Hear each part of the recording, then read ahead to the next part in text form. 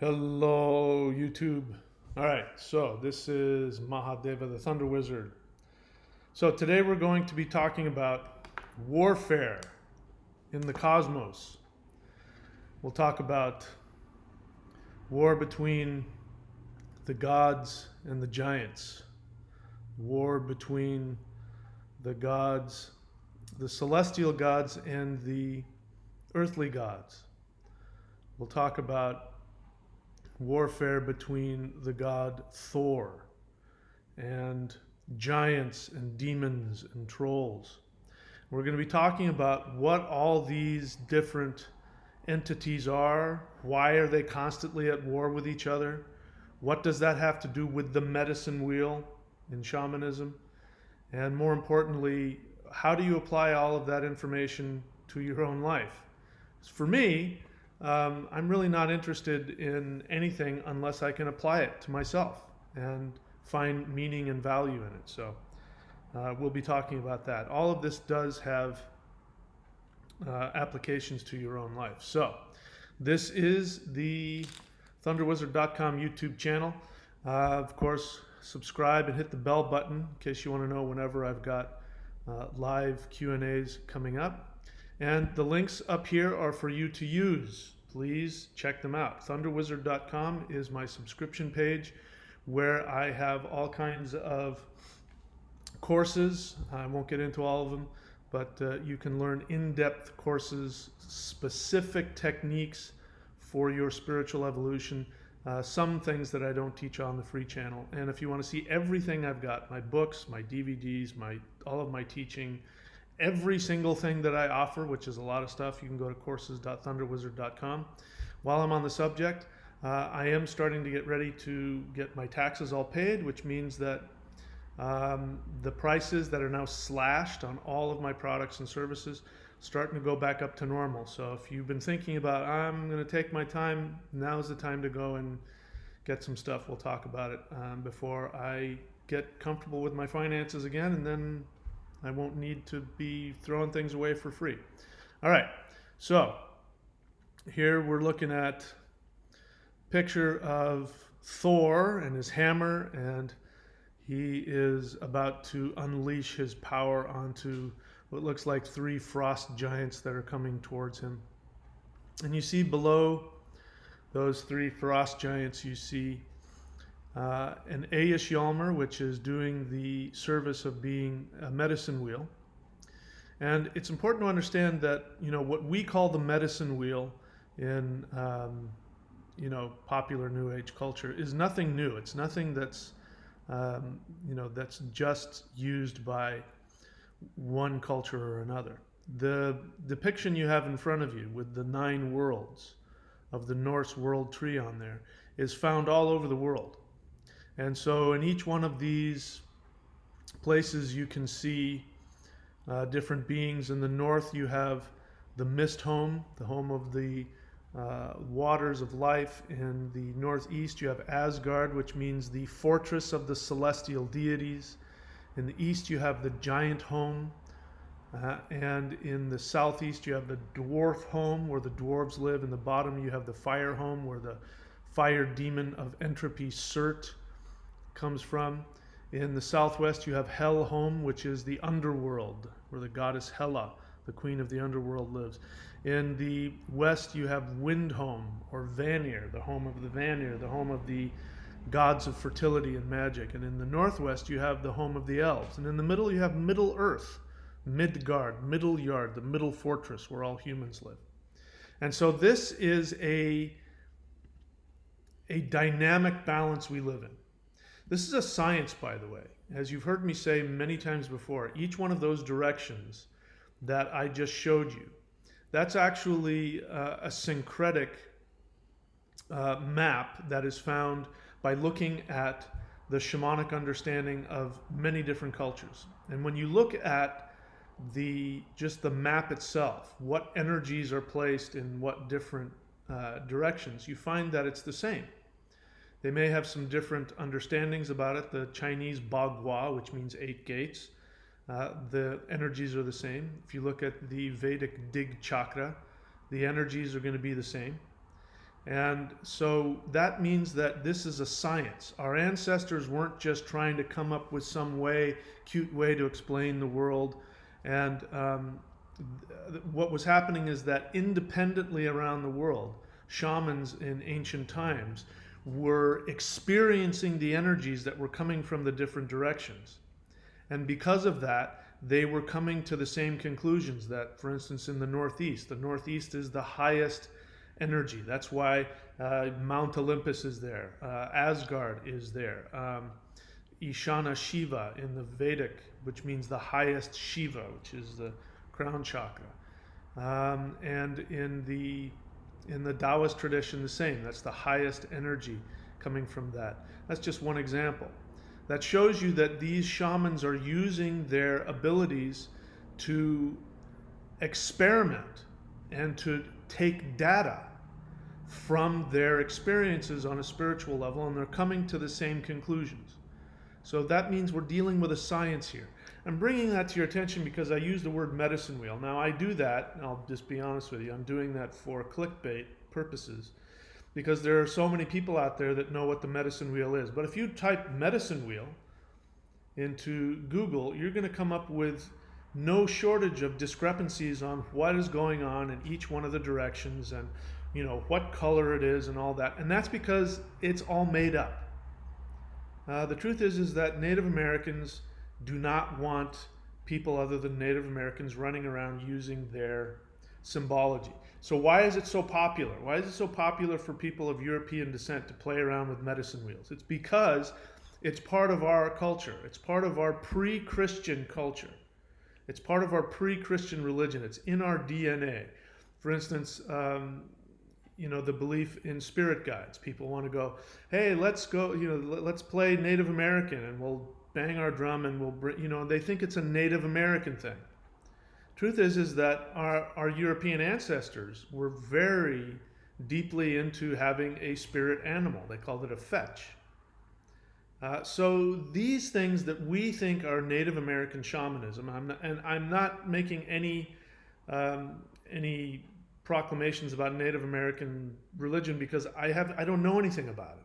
The only stuff I know about is the same thing everybody else does. It's the garbage that's thrown out in neo-shamanism, in books and on videos, and that, to my understanding, Native Americans shake their heads and say, what is that? That's not our religion. We don't go around throwing that around. You have to be invited to learn from them. They don't just throw it out in books. And there's a bunch of white people throwing things around. So there's no reason to go outside. I have nothing against it. I've learned from Africans. I've learned African shamanic drumming. I've learned from the Vedic system. I've learned from the Taoist system. I've learned from all different kinds of cultural backgrounds. So I have nothing against it. It's just if you want to learn a tradition, it's best to learn from an actual teacher of that tradition who authorizes you to teach it. So let's talk about the different directions. This is a Q&A. I don't know who's here. Hopefully, all right, so we've got some new people. So the way this works is that this is a question and answer. This is not just a free-for-all. I'd appreciate it if people avoided just typing their opinions or their thoughts or whatever the hell it is. Welcome Sander Klassen. I don't know if you're new to the channel, but welcome. If you have a question, write the word question and then type out your question in a way that I can actually understand it and I'll answer it. Otherwise, I just have to scroll through everybody's nonsense and I miss the questions. And the whole idea is to help people with questions. So let's start talking about this. So what do we got first here? We've got gods and giants. So we've talked about in numerous videos. If you haven't, go back and watch it. I forgot how to do it. I was on my phone. I was on my iPad. But anyway, there are ways to search within my YouTube channel. And so the best thing that you can do to get what you can out of my channel is to go to my channel page, type in Thunder Wizard on YouTube, and my channel page will come up, and figure out how to search within the channel. Not search all of YouTube, but within my channel. And then you can type in whatever keywords you want. All right, so again, somebody's not paying attention. No, they are. All right, that's somebody's question there. Never mind. I got a little ahead of myself. See, whenever I start getting cranky, I need to have Arnold Schwarzenegger come in and start talking, because he's now taking care of all of my pet peeves, so that I won't be so I won't be so cranky with people when I'm just teaching as myself on my channel. Anyway, all right. So again, if you have a question about something, the best way to do it is to type that keyword into my channel page and see what videos come up and watch those videos. All right. So gods and giants. We've talked about the war between the Aesir and the Vanir, which are the celestial gods versus the earthly gods. But I haven't talked a lot about the war between the gods and the giants. And this is important to understand, especially for spiritual growth.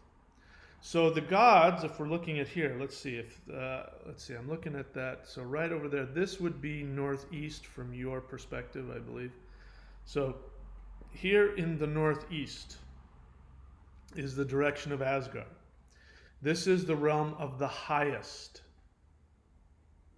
energies. The highest energies, the highest awareness. So the gods who live in Asgard are celestial gods. The gods who live over here in the west are the Vanir, and they are the terrestrial deities. So they have a war as well, but we're not going to talk about that at the moment. There's a war between the celestial gods and the trolls and the demons, which would be down here in the underworld. All right? But the war between the Aesir and the giants. So the giants are over here in the west. What is this about? Why do we hear about Thor fighting giants all the time? Thor is always off in the east. And what is in the east? The east is the giant home. And so why is there a warfare between these two? What it really is it's evolution of balance. Before I go any further, if you can understand what I'm about to say, everything in the universe, whether it's inside of you or outside of you, everything in the universe is a projection of you. The gods are a projection of you. Demons are a projection of you. Now, we live in a hologram. So in a hologram, you don't have an either or. You have a this and that. So they can actually physically exist. They can actually have physical impact on you. Your life can be impacted by them. And they can, in certain instances, have power over you. That does not negate the fact that they come from you. The difference between a spiritual master and the lowest victim in the universe, somebody who just lives on the street and can't function and everything happens to them. I just saw the movie Joker. I was on a plane and I watched it. And he's a really good example in the beginning of the movie of somebody who's just a complete victim of circumstance. The difference between the complete victim of circumstance and the wizard who has total control over his environment is simply a change in perspective that is completely absorbed into the awareness. If you can completely, not on an intellectual level, but if you can completely become absorbed in the awareness that everything in the universe is your projection, then that will make the difference between whether or not you have the power to tap into these forces, to expand, to balance yourself, or whether you're just going to be tossed around and be victimized. There are people in the world who are possessed by demons.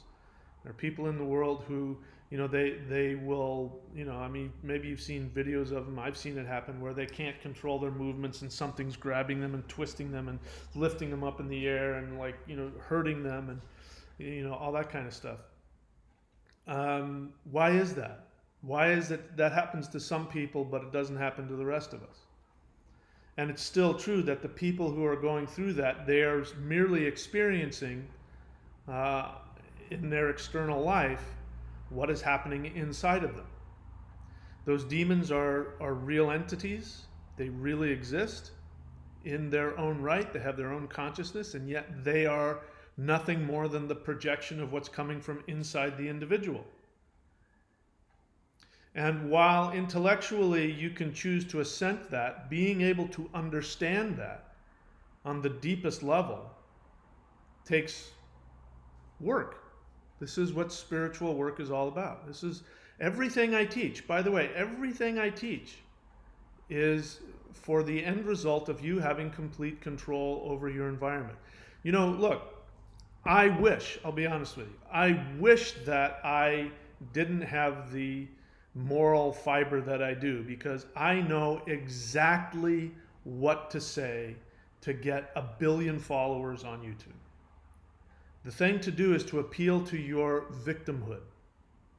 If I come on here and tell you how, the coronavirus is a curse, an ancient curse that's here to wipe out the elites, or that it is a manufactured disease designed to wipe people out, to control you and take your money, and if I start talking like that, I'm going to be the biggest guy on YouTube.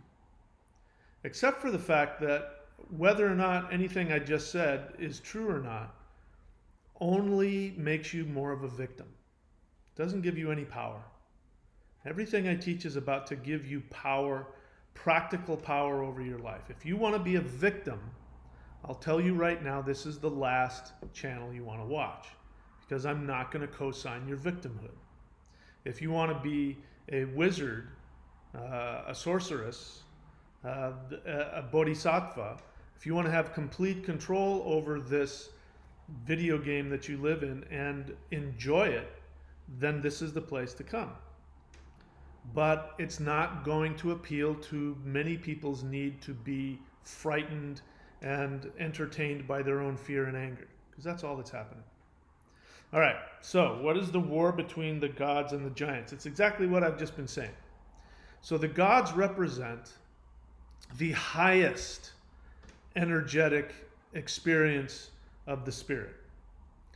The celestial gods that live in the northeast, whether you call them the Devas in the Vedic, or whether you call them the Aesir in the Norse, or whether you call them the highest gods of the highest heaven that they do in Taoism, the stars, whatever you want to call them, these beings represent the highest evolution of spiritual awareness.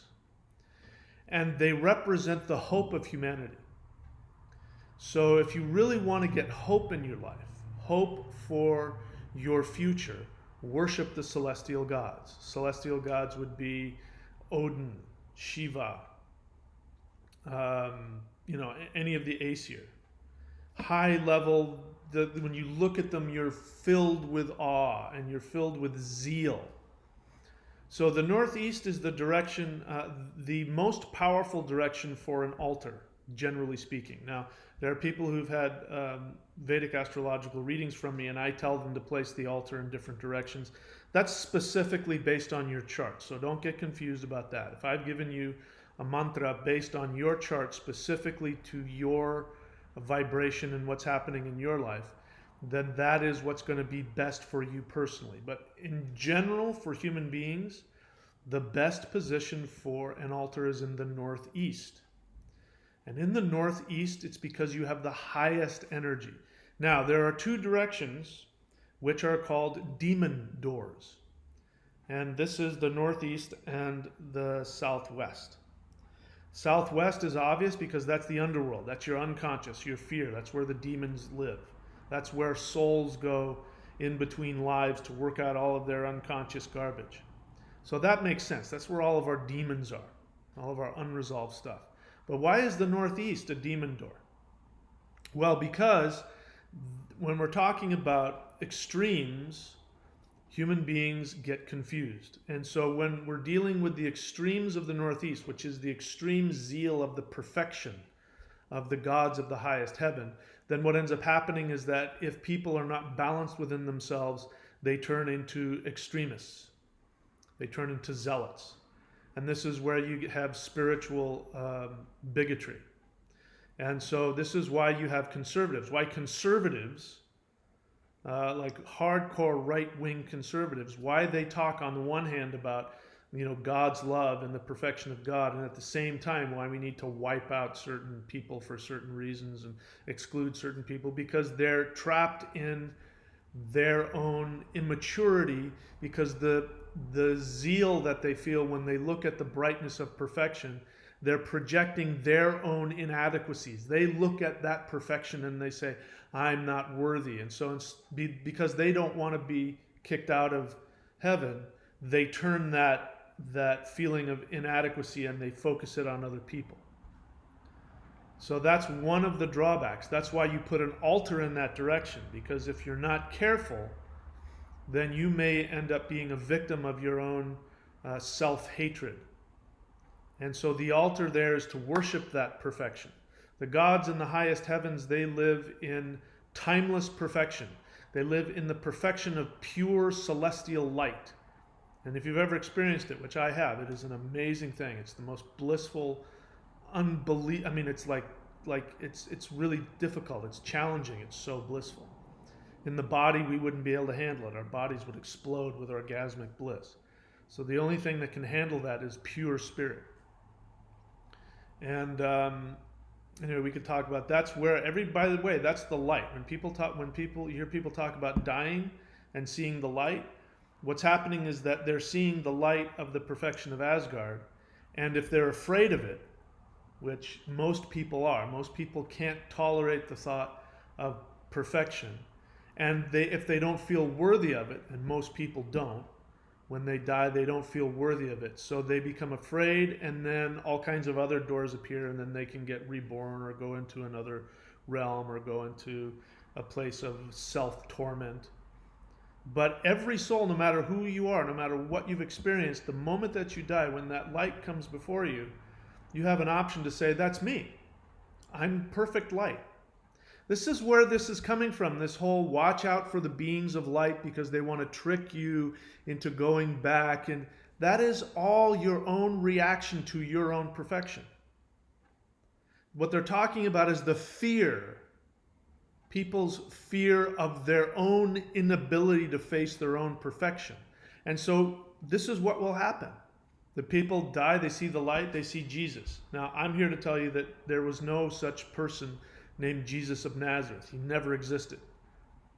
I mean, I've got videos about that if you want to go look on my channel. Type that into my channel, not on YouTube, but on my channel. You'll find all the videos I have proving to you, historically and otherwise, that this guy never existed. It's a made-up fictional character. But people still see them when they die. That's because it's their projection. They see Buddha. They see evil demons. They see beautiful women. They see their kids, their parents, their pets. It's all your own projection. And so are you going to get trapped in that and let that pull you back into manifestation? Or are you going to say, no, I deserve to be full of absolute bliss. And so I accept that. Boom. You will go there. You'll never have to be reincarnated again.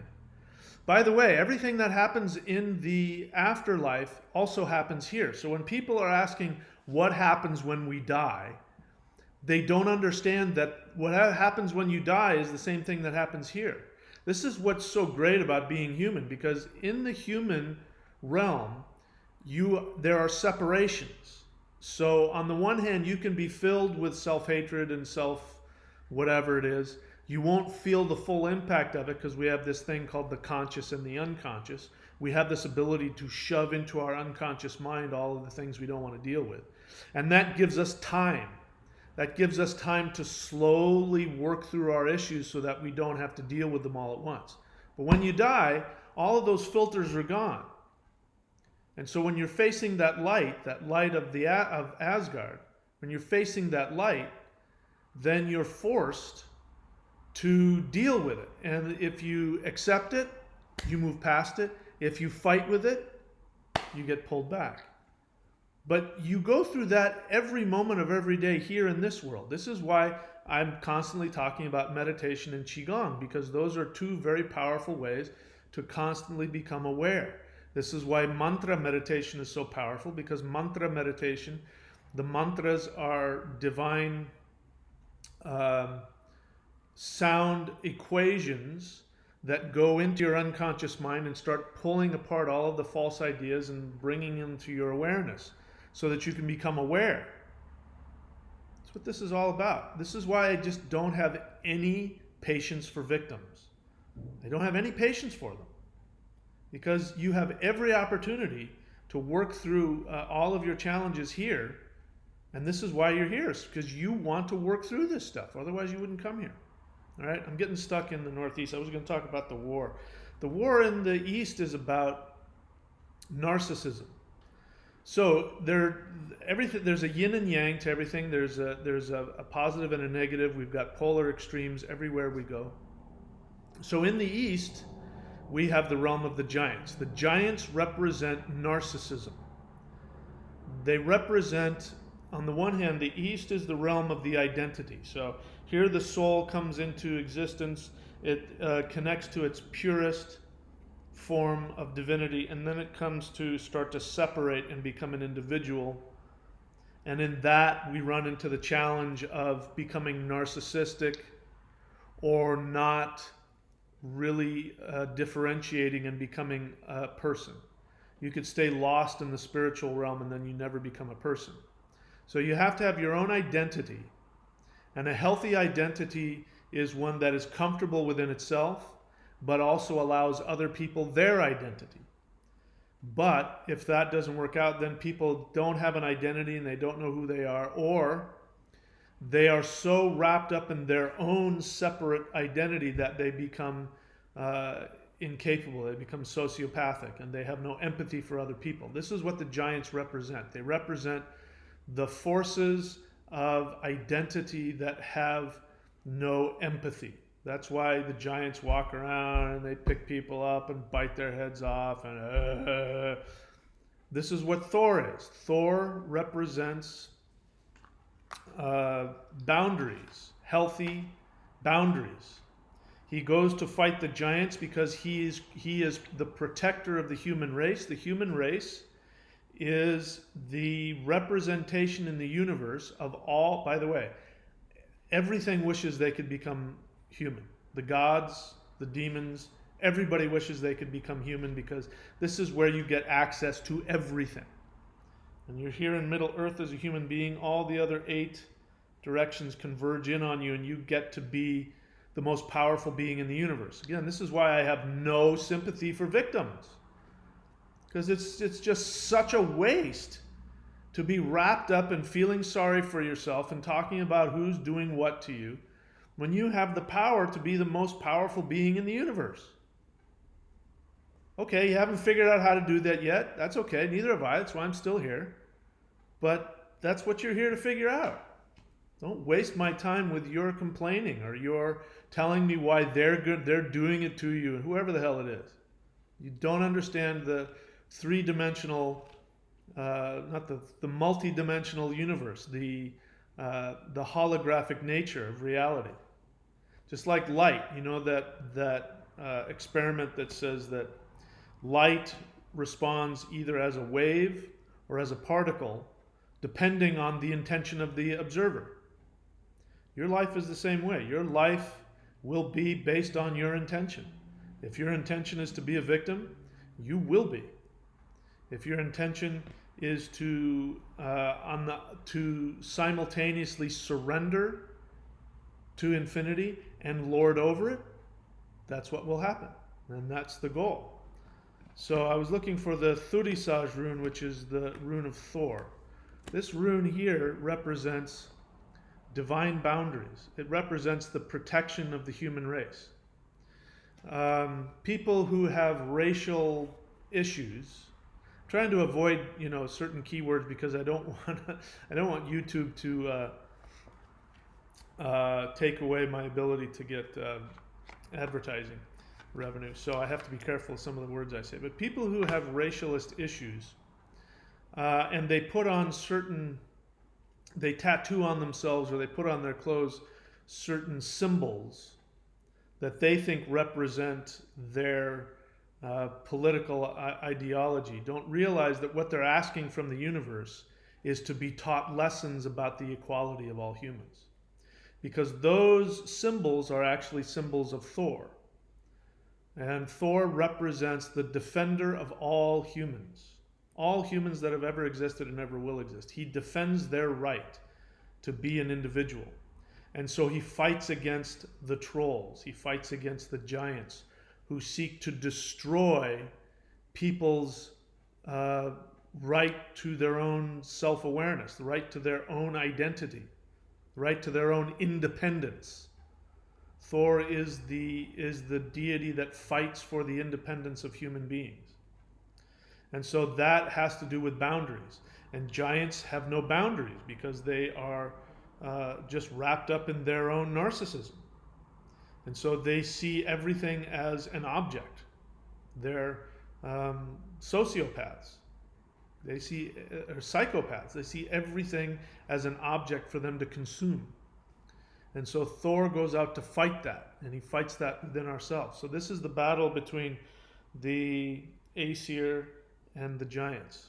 Okay, the battle between the giants and the celestial gods. All right, so I do see some questions are starting to come up. Again, I'm only interested in your questions, not in your thoughts, your feelings, or anything else. I'm only interested in your questions. So if somebody doesn't respect that and keeps typing in their comment, and I don't care if you're giving me a thumbs up or a thumbs down. I don't want it. I just want your question. All right, this is my control issue. Just get over it. Joel Ellis. Let me see. Is that the first one? Joel Ellis question. How would you describe your Vedic astrology lessons in comparison to other astrology courses? It's a good question. So I'm definitely not the only game in town, for sure. And if you get a Vedic, if you go up here to courses.thunderwizard.com, you can see my Vedic certification courses. You're definitely not going to get everything there is to know about Vedic astrology. What I've done is I've created a system, and this is a system I use when I do readings, when I give Vedic. By the way, you're not going to find this kind of reading anywhere else. All of the things in my readings can be found in Vedic astrology, but most of it, most astrologers don't give in a reading, and the reason for that is most people don't know to ask for it, and astrologers, like everybody else, are trying to make a living. And what people want from an astrology reading is, tell me when I'm going to get married, and when's a good time, and what's my money going to be like this year, and they want these temporary things that are going to change. I got nothing against that. I look at that myself, and I go to other astrologers to learn about transits and things in my life, because I don't know everything there is to know. But what I put together is things that don't change. So there are things in your chart that don't change, that are there for you to use for the rest of your life. So I want to find out, number one, I want to know the mantra that's going to work for me all the time. And so in your chart, you can find very easily the mantra that is designed just for you. Not only the mantra, but the deity associated with the mantra, the planet that's associated with that mantra, and the seed sound that you want to put in front of that, which is designed just for you to unlock your potential. This is what I look for. I spent a long time trying to figure out the science of mantra for myself, and I did, and I went to multiple places and multiple people, and I did a lot of research. And the thing about mantras is that there are some all-purpose mantras, like vitamins. I mean, I take vitamin C every day, and everybody everybody would benefit from taking vitamin C. It's an essential vitamin we need to stay healthy. So I take vitamin C every day. But there are certain things, certain herbs and vitamins that I take that are specifically for me. And each one of you, when it comes to your life, your chart is telling you something specific. So I give you that. I teach you how to do that. I teach you how to talk about what's called the aruta. The Aruta Lagna is, short answer, is your superpower. Everybody has a superpower. Imagine being Superman, but you are trapped in thinking you're Clark Kent. So imagine Clark Kent walking around and there's all kinds of these disasters going on, and he's like, oh my gosh, who's going to take care of that? Oh no, look at that train, oh, all those people are dying. If somebody could say to him, you don't understand, you're Superman, you can fly, you have super strength, you have laser vision, you can do all kinds of things. And once he realizes what his superpower is, then he goes and does it, and everybody claps, hey, Superman. You have a superpower, but you don't realize it. So you walk around bumping into life, not realizing that you have a superpower that people want to pay you money for. So when you understand what your Aruda is, you'll know how you're supposed to present yourself to the world, and it may even tell you what you're supposed to do for a living. My Aruda, I do right now. I'm doing my Aruda right now. I'm doing my projection. This is, I'm dressed and I'm talking about what my Aruda says. And the more that I do exactly what my Aruda is, the more money I make. So those are just a couple of things that I do in my readings that you don't find in most astrology courses. If you want to study from me, those are the things I'm going to teach you how to do. I'll teach you how to give the same readings that I do. And if you want, you can be a certified astrologer for me on my astrologer page, astrology.thunderwizard.com. Does that answer your question? Wilhelmer question: what do you recommend A.S. Yalmer for protection against coronavirus? No.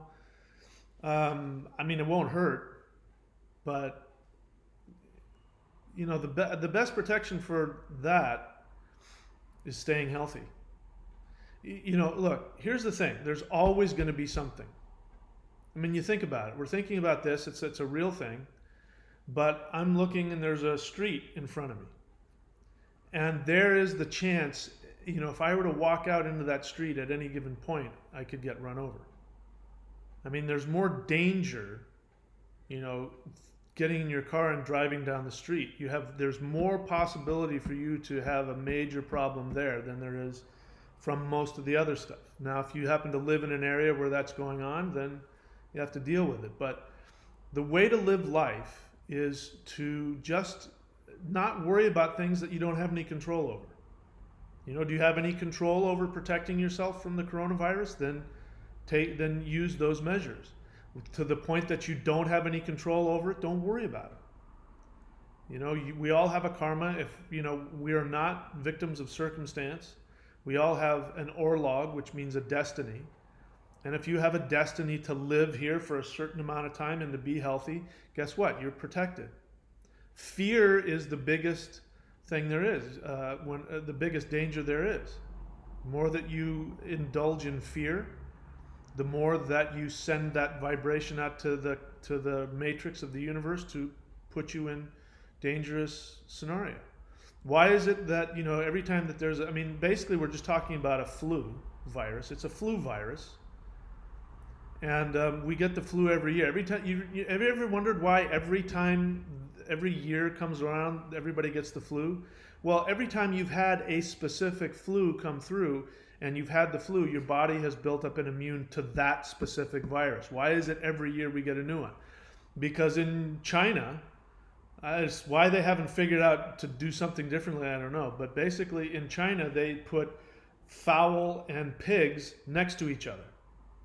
And what ends up happening is that the fowl have these viruses that go into the pigs. Once the virus goes into the pigs, it gets modified to be able to go into humans, and then the guys that go out and slaughter the pigs get the virus, and it's the flu. And then it goes around the world. People get on planes and fly around. That's why it's always called the Asian flu, because that's how it starts. Coronavirus is no different. Why do you think it started in China?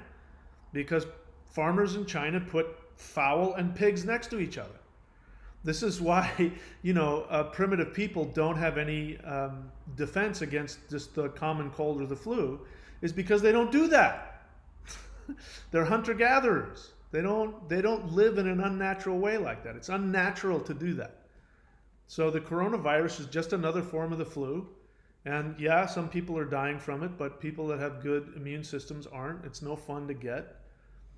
if you look at it that way, it's no different than any flu epidemic that happens every single year. People die from the flu every year. They die of pneumonia from colds every year. You don't hear about it. You're hearing about this one because it's a different strain. Again, I'm not saying it's not something to be aware of. It is. I'm not trying to make light of it. I'm just trying to give you some perspective. There's going to be another one next year and another one the year after that. There's always going to be this stuff happening all the time. You can't waste your life worrying about it. Do what you can and then get on with your life. A.S. Yalmer, I don't know that the A.S. Yalmer itself is going to have any power unless maybe you have a big enough belief that it will. You're better off doing Qigong. Go to the Qigong. Do that. The Qigong is probably, in my, combined with healthy eating and sleeping and all that kind of stuff. Do the Celestial Qigong. That's probably the best protection you have against any kind of incoming pathogen. All right. Let's see. Elsie, question: Have you ever heard of the Bach saga? Nope. It's always good if you're new to my channel. Welcome to my channel. Ask me questions about things I teach, or about things I'm teaching about. I tend not to answer questions about things I don't teach. I tend not to answer questions about other teachers. But I've never heard of that. I don't know what it is, so obviously I can't answer that. Yeah, so David, please, I'm only interested in your questions. Let's see, where are we?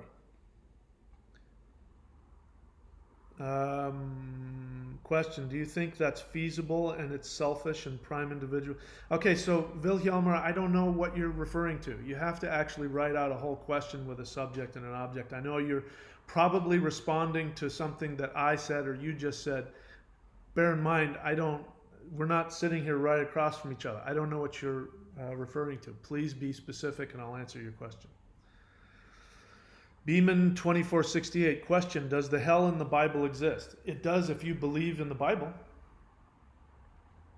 If you don't believe in the Bible, then it doesn't. So the word hell, H-E-L-L, comes from the ancient, actually Anglo-Saxon word for the underworld. So what Christians did is they hijacked a lot of things, and they hijacked the verbiage of the existing indigenous religion, which was Germanic polytheism. And so in order to help people understand, they took the word for the underworld, which all the people knew, and turned it into something different. They turned it into a place of eternal torment. Hell, the underworld, the actual underworld, there are places of torment in there, but they are self-created. And so I was saying about this earlier. People think, what happens when we die? Well, what happens when you die is you have the full conscious experience of everything inside of you. We're lucky here as we're humans because we get this separation. We don't have to deal with all of our unconscious garbage at one moment. We get to work through it. Or if you don't live a conscious spiritual life, then you build up more unconscious garbage that goes into your unconscious, and then you have to deal with it. When you die, all of that stuff is there. If you're in a place of peace, that's what you get to experience. If you're in a place of victimhood, that's what you get to experience.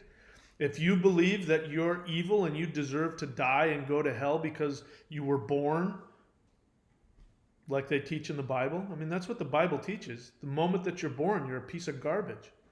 You're worthy of destruction from the moment you're born, for no other reason that you're descended from Adam and Eve. I'm not making that up. That's what the Bible teaches. If you want to believe in that hell, go right ahead. I'm not going to. I was a born-again Christian for years. I was a preacher. I was an evangelist. So, I mean, this is coming. I'm not just some guy who never knew that. I was deep into that stuff.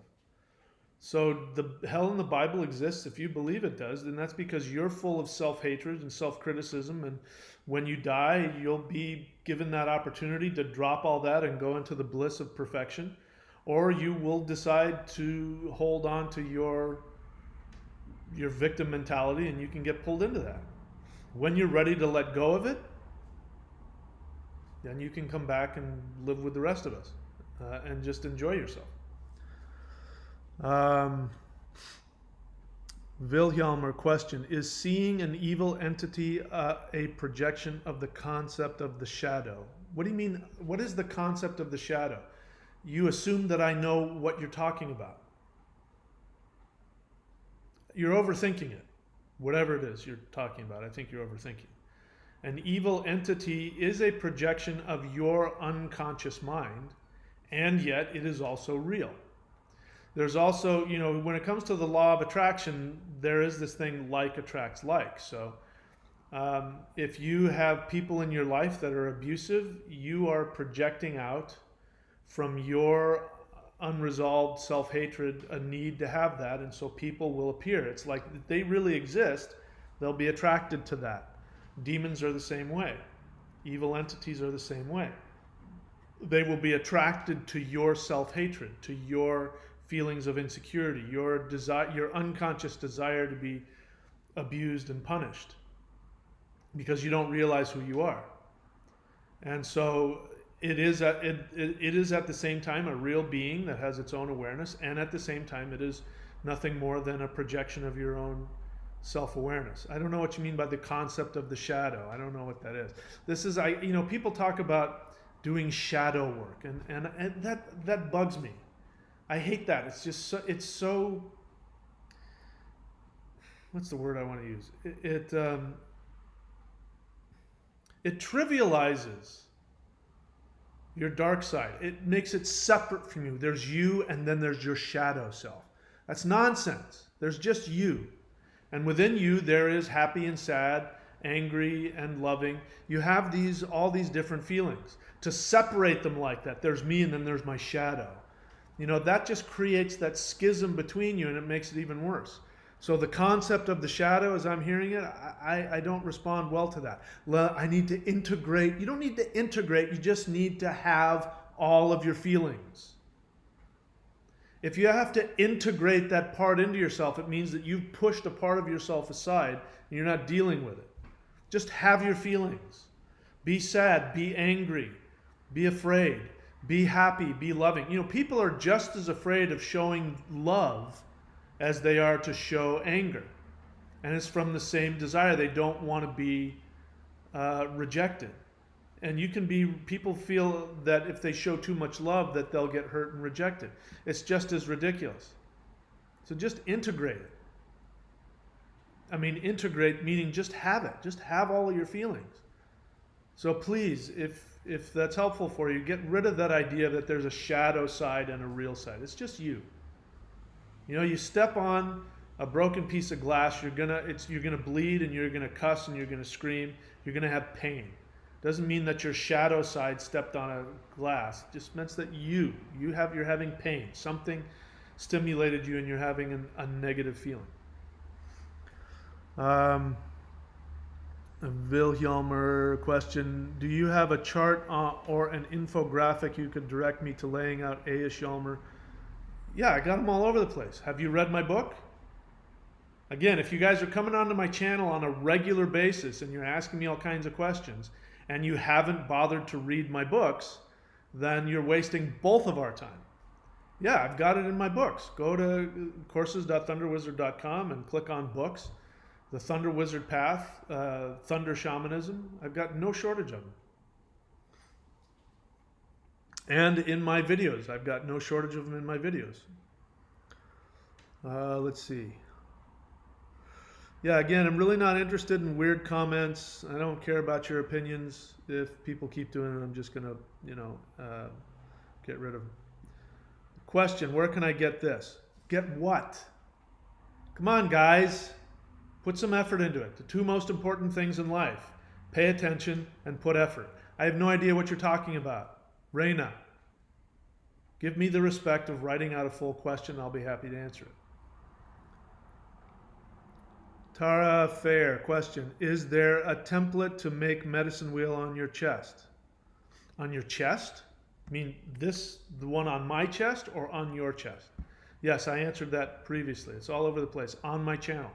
I think you're one of my subscribers, so just keep watching. Go back and watch.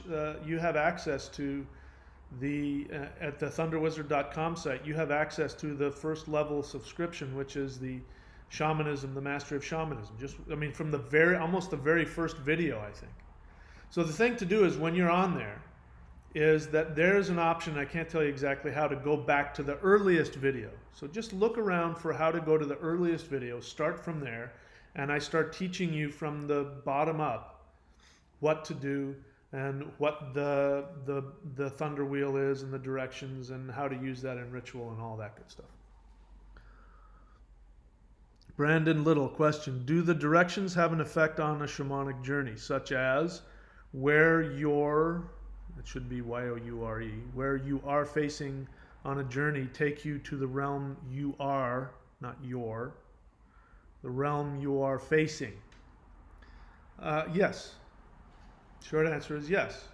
If you face a certain direction, you're going to have the power of that direction. That's why when I give mantras, I tell people based on their chart which direction to face and what offering to give, because that's what their chart based on that planet and the deity associated with that planet, that's how that planet wants to balance itself. No more questions. All right, so take a short break here, and let's talk about the energy that you can use. People are asking about the energy to fight against negativity and fight against in my experience, the most powerful energy practice just for physical health as well. So I'm going to share that with you, and then if there's more questions, I'll come back and answer them. If not, I'll continue talking until I'm tired of talking.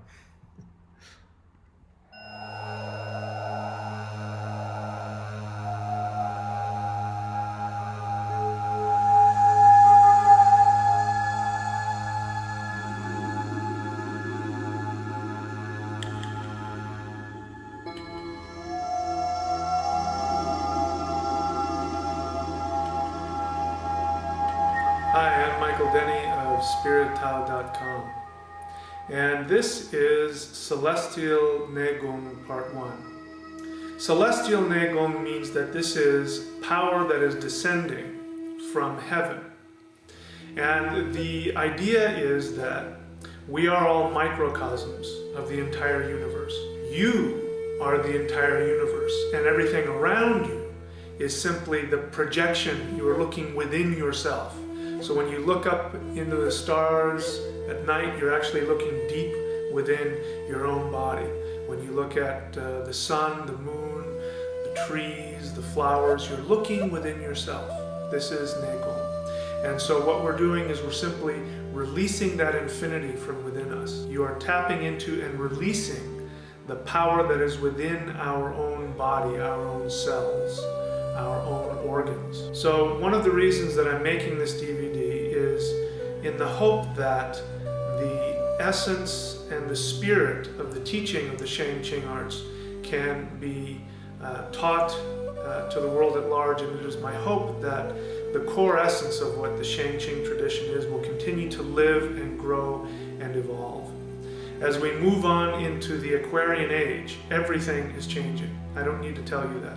The entire world is changing, and what we are seeing now is that if people hold on to external things, they are very challenged in life. And those who are making the transition into the next phase that we are moving into in the world as we approach 2012, those who look within and find their source of strength from within, those are the people who are getting the most out of life and will make the transition into the next phase of evolution most comfortably. It is my belief that the Shang Qing tradition is one method whereby human beings can evolve into the next level of being in the most comfortable fashion and be able to take advantage of the rapid, energetic, mental, and spiritual changes that are going on in the world today.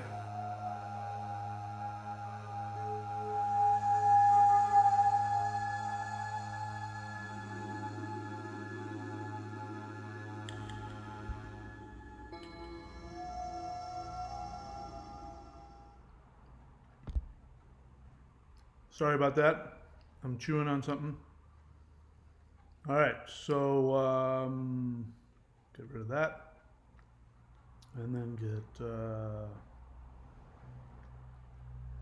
well, let's put this up here. So, as I think I've started to say, starting to change my prices back to normal because I'm starting now to get ready to pay taxes, and I've got just about everything I need to pay all my taxes this year. So I had slashed prices on all of my teachings and services. So the ones that have to do with me actually getting on Skype and dealing with you, I am bringing my prices back up. But I'm keeping immortal.thunderwizard.com. Actually, immortality. Sorry, that's not the one I want. Anyway, immortality. I'll write it down here. I have so many links to put on here. Immortality.thunderwizard.com. That, I would say, if you wanted to know what should I buy something, that would be one to consider, because I give you an amazing price off of that. Again, you can go to courses.thunderwizard.com to see all of them. Is this it? Yeah. Immortality.thunderwizard.com. I would go there. All right, so let's continue to talk. Since there's no more questions at the moment, let's continue to talk about the direction. So we've talked about the giants versus the celestial gods, what that war is all about. The celestial gods represent hope. If you want hope, face the northeast. Because the exact opposite of the northeast is the southwest. The southwest is the underworld. Depression.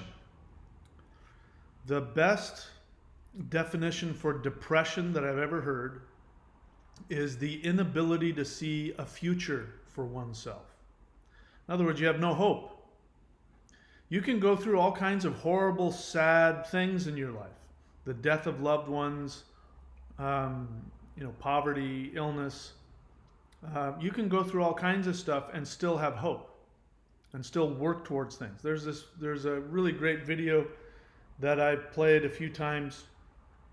I don't know if you've seen it. It's a guy who was a paratrooper in the military, and because of all of the jumps that he did, he ruined his knees, and he's walking around on crutches, and he's really overweight, and he's really miserable.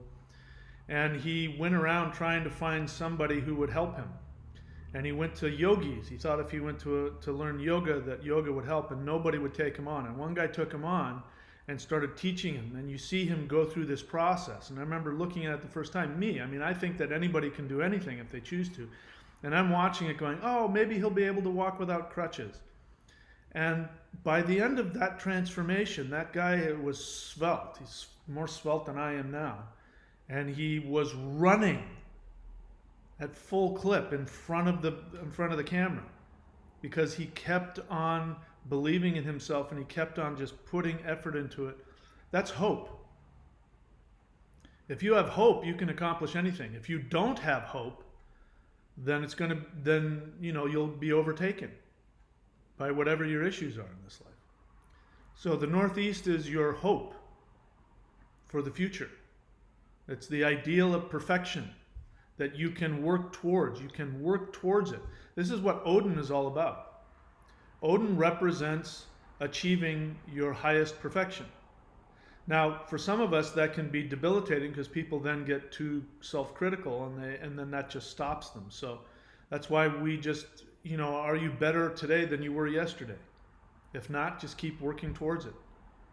Keep working towards it. That's what the Northeast will give you, is hope. The opposite of that is the Southwest, which is hopelessness, which is depression, which is, and that's why the demons are there in the Southwest. Let me tell you what demons are. Demons are entities that have run away from their own true essence, which is that of, same as the Aesir. And they've run away from that for whatever reason. And so they feed off of negative energy. Again, it's projection. They're full of self-hatred, and so they have to be around that, and so they project that onto humans.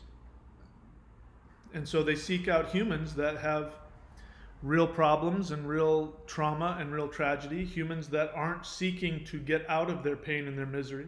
They're staying in it. They're continuing to replay being a victim. And so they go, and what they do is they start poking. Yeah, your mother didn't love you. Yeah, your father hated you. Remember, so-and-so abused you, and you're such a worthless piece of crap, and nobody loves you. So that you'll feel all those negative feelings, and then they feed off of that. This is what negative entities are. This is the Southwest, the underworld, your unresolved unconscious issues. So that's the war between those two. Let's talk about the balance between the East, which is expansion, which is the giants, and the West, which is contraction, which is the Vanir. They're actually on the same level. You see that? Now, what I can't show you here is the three-dimensional difference in high versus low. There's actually, like, this isn't just flat. This is the second lowest point, which is the water, and then we go here to the highest point. So the highest point and the lowest point. This is the highest point. This is the lowest point. And then you get to the middle. This is actually in the middle of this, like this mountain and river thing. In the middle, you have the East and the West. Expansion and contraction. So the giants represent what? Big, right? They're big. This is expansion. Represents the expansion of ego. If it expands too far, it gets too big. It blows up. So we need the balance of contraction. The East represents the self. When you get too wrapped up in the self, you get too puffed up, as they say, puffed up in yourself, right? That's expansion going unchecked. And in the West, you have contraction. So this is why a lot of times elves and nature spirits are seen as these little, like fireflies. That represents contraction. So if the East represents just pure focus on the narcissistic self, the West represents focus on others. So you're contracting your ego, you're becoming small so that you can give to others. And this is where the Vanir live. The Vanir are, like the kind grandparents of the universe. That's why they love magic. They love teaching human beings about magic, how to create magical things, how to have stuff. That's why it's fertility. It's about pleasure and enjoyment and creation. So you inhale. This also represents the inhale and the exhale. This is the inhale in the East and the exhale in the West. Expansion of life force energy, and then the contraction of life force energy. This is balance. We could say they're at war with each other, but that's not really the case. On the one side, you have the power of the sun, which represents life, because the whole source of life is the sun on Earth. So the planet in the East is the sun. And we could also put Jupiter there, because Jupiter is actually the northeast, but Jupiter sort of has has the expansive, life-giving qualities. And then we put Saturn in the west. Saturn represents death, represents dryness, contraction, limitation. And so without these two things, we can't have life. So there's another aspect of the balance that we have in the medicine wheel. I see some questions popping up. Let's see what's going on here.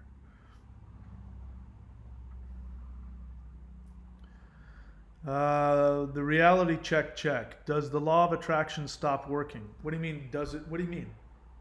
Again, people, imagine that you're sitting across from me. What is that all you would say? Matt, you're going to give me all the words to know what you're talking about. Does the law of attraction stop working when? I don't know what you're asking me. Put some effort into it.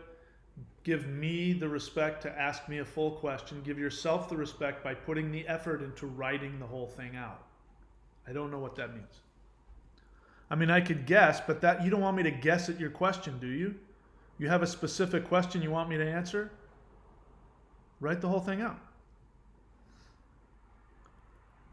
Terra Fair question. Your interview with Rex was amazing. Could you go on with Jeffrey Doherty? I've had 2 interviews scheduled with Jeffrey Doherty.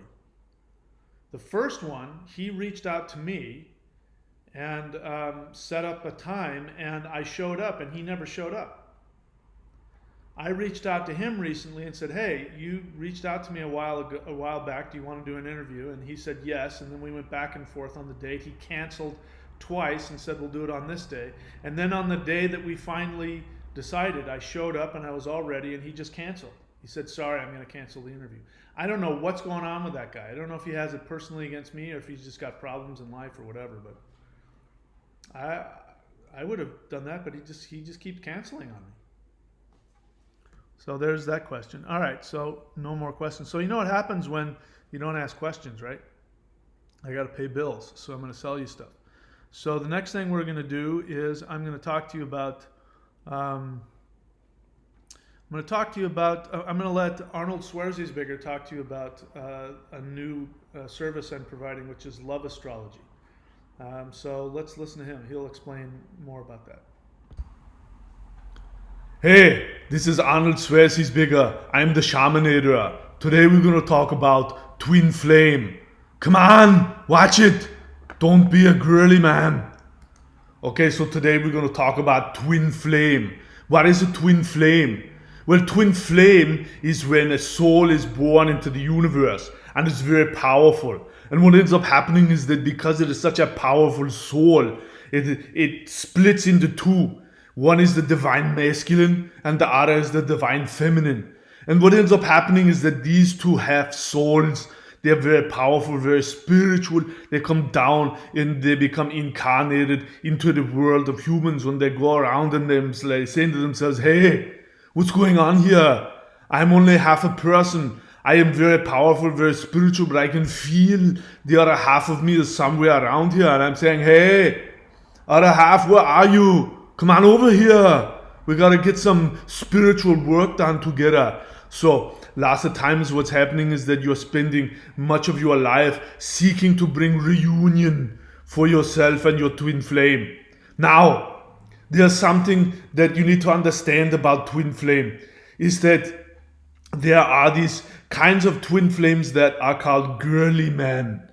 So what happens is if you are, let's say you are divine feminine in essence and you are born as a woman, then you are a girly girl. And if you are born like me, you are divine masculine in a very masculine body, then you are just 100% masculine and I am a manly man, right? I am the Shamanator. But then there's this other whole group of people that are called girly men. And here's what happens to become a girly man. Let's say you are divine feminine, but you are born in a masculine body. That makes you a girly man, right? What happens if you are divine masculine, but you are born in a woman's body? That also makes you a girly man. Now, there's nothing wrong with that. In fact, I'm always saying nowadays, it's good to be a girly man, except in the beginning of the video, I say, don't be a girly man. But I'm just doing that to joke. Come on, laugh at me. So, what are you going to do with your twin flame? And you need to reunite. Well, first thing you're going to do is you're going to become very spiritual. You're going to start meditating and you're going to get lots of peace and serenity. Like me, I'm full of peace and serenity right now. What's wrong with you? Why can't you see that? And you're going to do all kinds of spiritual things so that you can become totally woke, man. You're going to become woke to your spiritual essence. You're going to feel your spirit is pumped. That's what it is to be the Shamanator. That's me. I'm pumped all the time. I am pumped in the spirit all the time. So I'm going to tell you what you got to do if you want to get reunited with your other half. You're gonna walk up to that person because when you see them, you're gonna know, you're gonna feel it. Oh, my God in Himmel, look at you. I can feel that you are my other half. And they're gonna say, what are you talking about? Why are you climbing inside my space like this? You're gonna say, hey, shut up, you. You're my other half. Stop screwing around. What's wrong with you? Reunite with me. And they're gonna say, yeah, I see that now. You are my other half. Thank you for being so forceful about it and telling me about it. Thank you for stalking me on social media like the Facebook and on the Twitter and the Instagram. And thank you for calling me at all hours of the night. Now I am seeing the truth. I am woke now. And I am truly awoken to my spiritual self. And I'm going to reunite with you right here on the street in front of everybody. Screw them. I don't care if they like it because we are twin flame. Now, that's what you're gonna do. But I gotta tell you something. If you really want to understand this twin flame thing, understand the union of divine masculine and feminine, I'm gonna tell you exactly what you're gonna do. And you're gonna hear me now, and you're gonna do it now. That is, you're gonna go to thunderwizard.com. When you go there, you're gonna scroll down on the right side of the page and you're gonna see divine union of masculine and feminine. And you're going to subscribe. Why? Because I'm telling you to do so. I'm the Shamanator. Don't argue with me. It's bad for your spiritual growth. And then you are saying to yourself, when am I going to have the reunion of my twin flame? Or you're going to say, hey, Shamanator, I found my twin flame, but I want to know, is he really my twin flame or not? So you're going to go to loveastrology.thunderwizard.com and I'm telling you, you're going to get a love reading from that guy. Because that guy, he's the true Shamanator, that Thunder Wizard guy. He taught me everything. In fact, I completely mold myself after him. He taught me how to work out. He taught me how to meditate and be spiritually calm. He told me how to point out flaws in other people. You gotta see this guy. He's really something. So you're gonna go to his thunderwizard.com YouTube channel and you're gonna subscribe there too. And you're gonna get onto the live question and answer. And he's going to say, what's wrong with you? How come you're asking such a stupid question? And then he's gonna tell you the truth about your soul. It's gonna be amazing. I'm telling you, this guy, Thunder Wizard, you gotta follow him. So that's it for me today, talking about the twin flame. And I feel so much better and I feel so much calm and I feel love flowing through me. And you feel my love too, or I'm gonna smash you like a bug. Alright, that's it for me, the Shamanator. I'm Arnold Schwarzenegger. And next time, we're gonna talk about how you want to walk up to a woman and you're gonna make her your own. Yeah, that's what we're gonna talk about next time. Alright, that's it for me. See you later.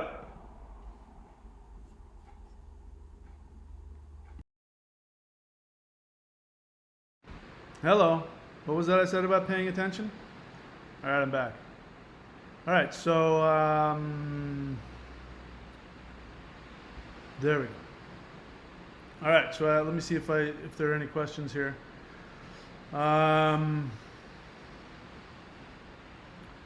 Question: who struggles with the fire giants?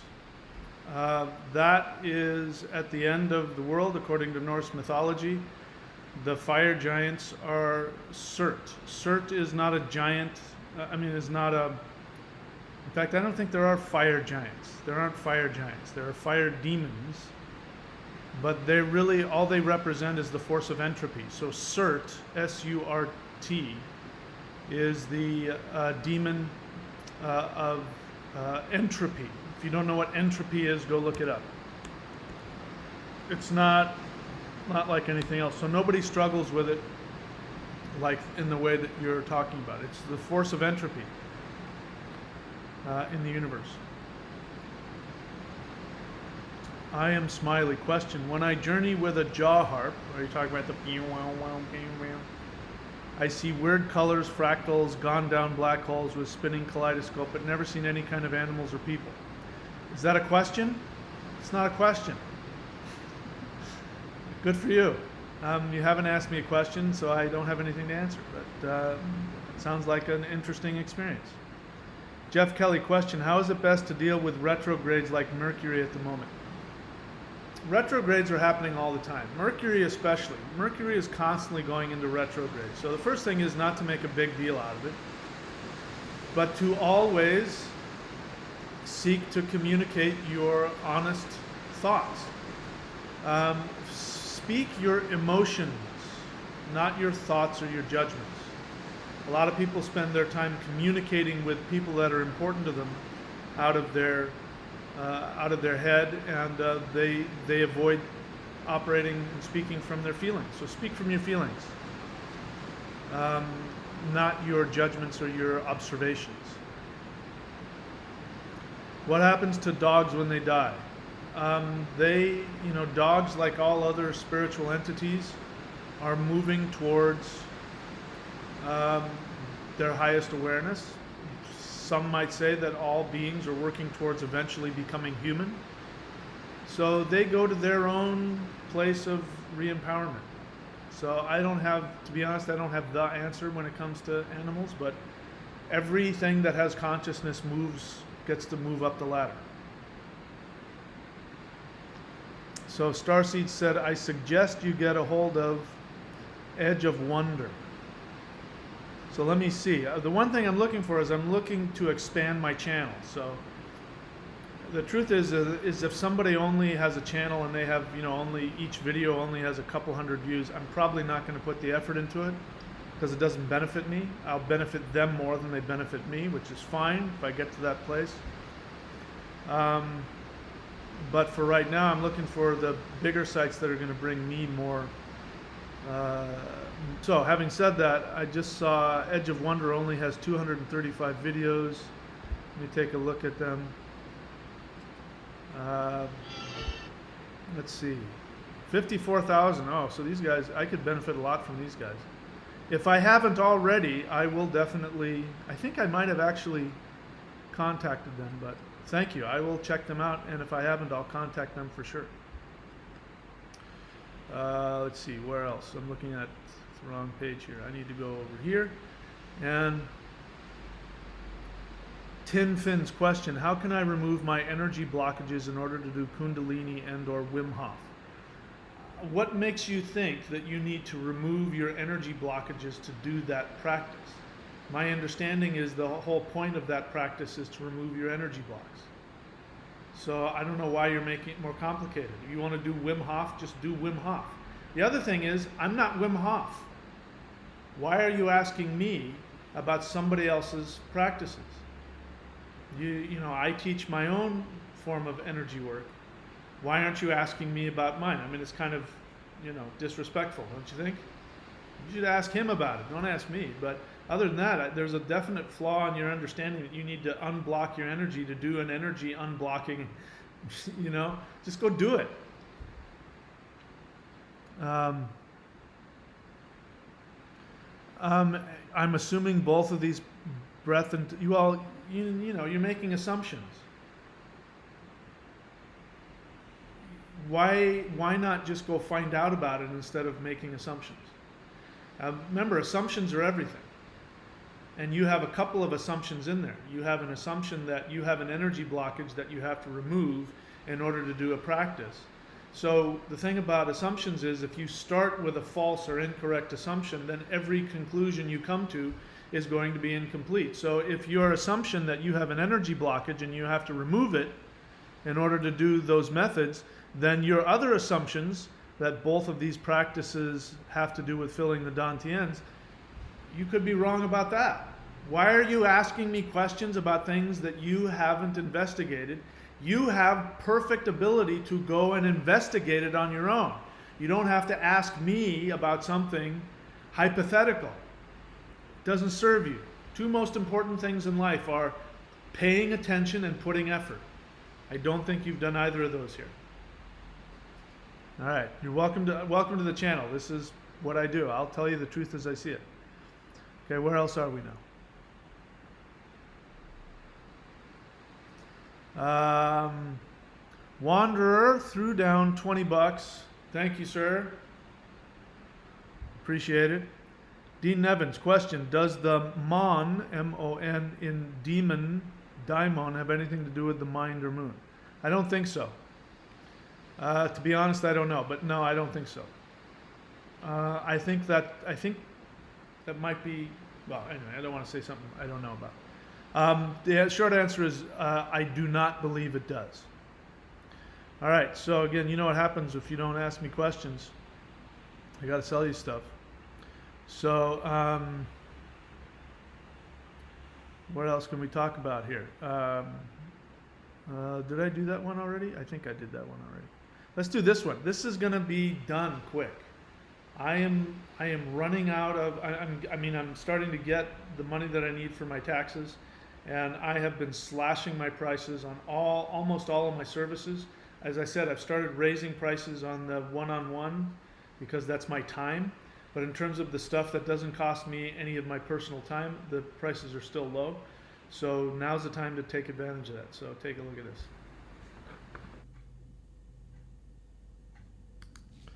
It's tax time. What that means for you is 50% special on.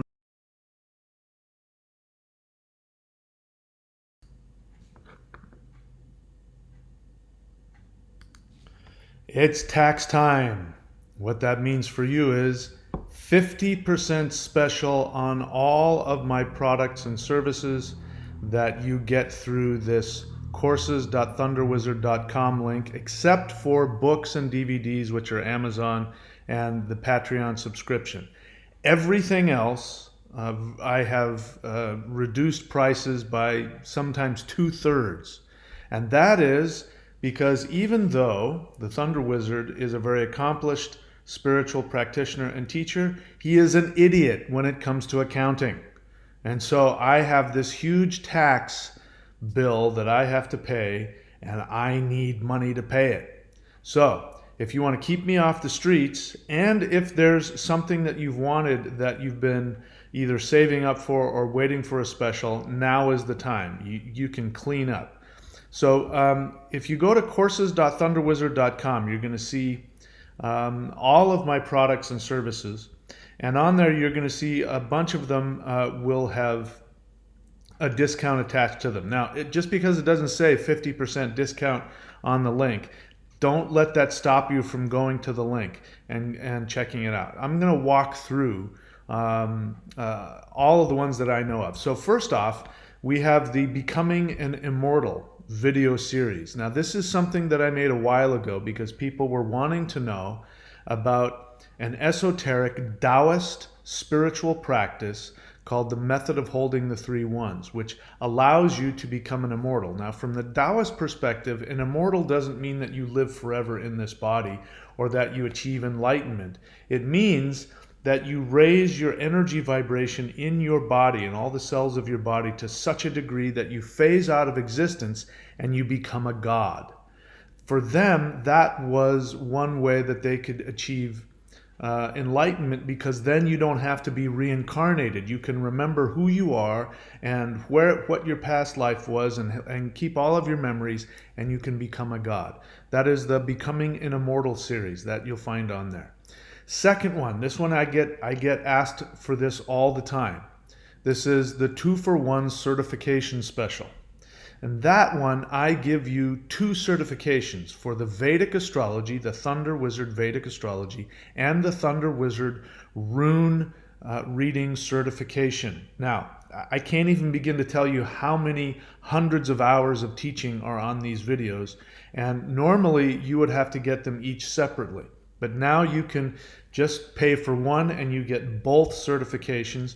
When you become certified, which means that you've studied all the videos, you take a very simple test with me to let me know that you know the material, then you will become certified. You will become an official Thunder Wizard, either both Vedic astrologer and rune reader. You will get your own web page. I will put you on the pages for that, astrology.thunderwizard.com. You will be one of my astrologers. And for the runereadings.thunderwizard.com, you'll be one of my rune readers. You can use that page for yourself. You can go and advertise your business. You can, if you give me different links, I'll put links on your specific page. Just the service of putting up a page for you is worth the price of the certification. And so you've got that going on. We have the I've reduced the distance energy cleansing service that I did. Remember, I was giving it away, almost giving it away as I was introducing it. Then I raised the price significantly. I've dropped that down again, almost back to where it was in the beginning.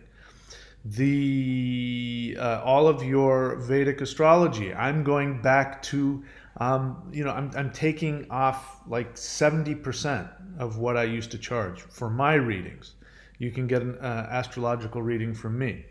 Let's see, the 4 tools to exit the matrix. That is also still at a savings level.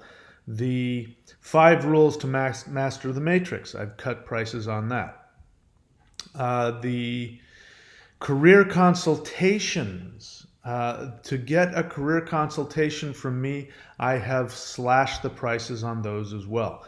All of those links for all of those services and those teachings can be found at courses.thunderwizard.com. So, even though, as I said, many of you have thanked me, your teachings have saved my life, I've learned a lot and all of that, and I enjoy all those compliments, and I think that I've come up with some pretty wonderful and innovative ways at looking at traditional spirituality. But as I said, when it comes to managing my money, I'm an idiot. And so for that reason, you get to save a bunch of money now. Now, as soon as I have enough money to pay my taxes, my prices are going to go back to where they normally are. So I can't guarantee you how long this special is going to last, but take advantage of it now. If there's something that you've wanted to learn from me, other than the apprenticeship or the books and DVDs you get on Amazon, almost everything else, the prices have been slashed significantly. So take advantage of them. Go to courses.thunderwizard.com, shop to your heart's content, and help me to pay my taxes. Thanks a lot.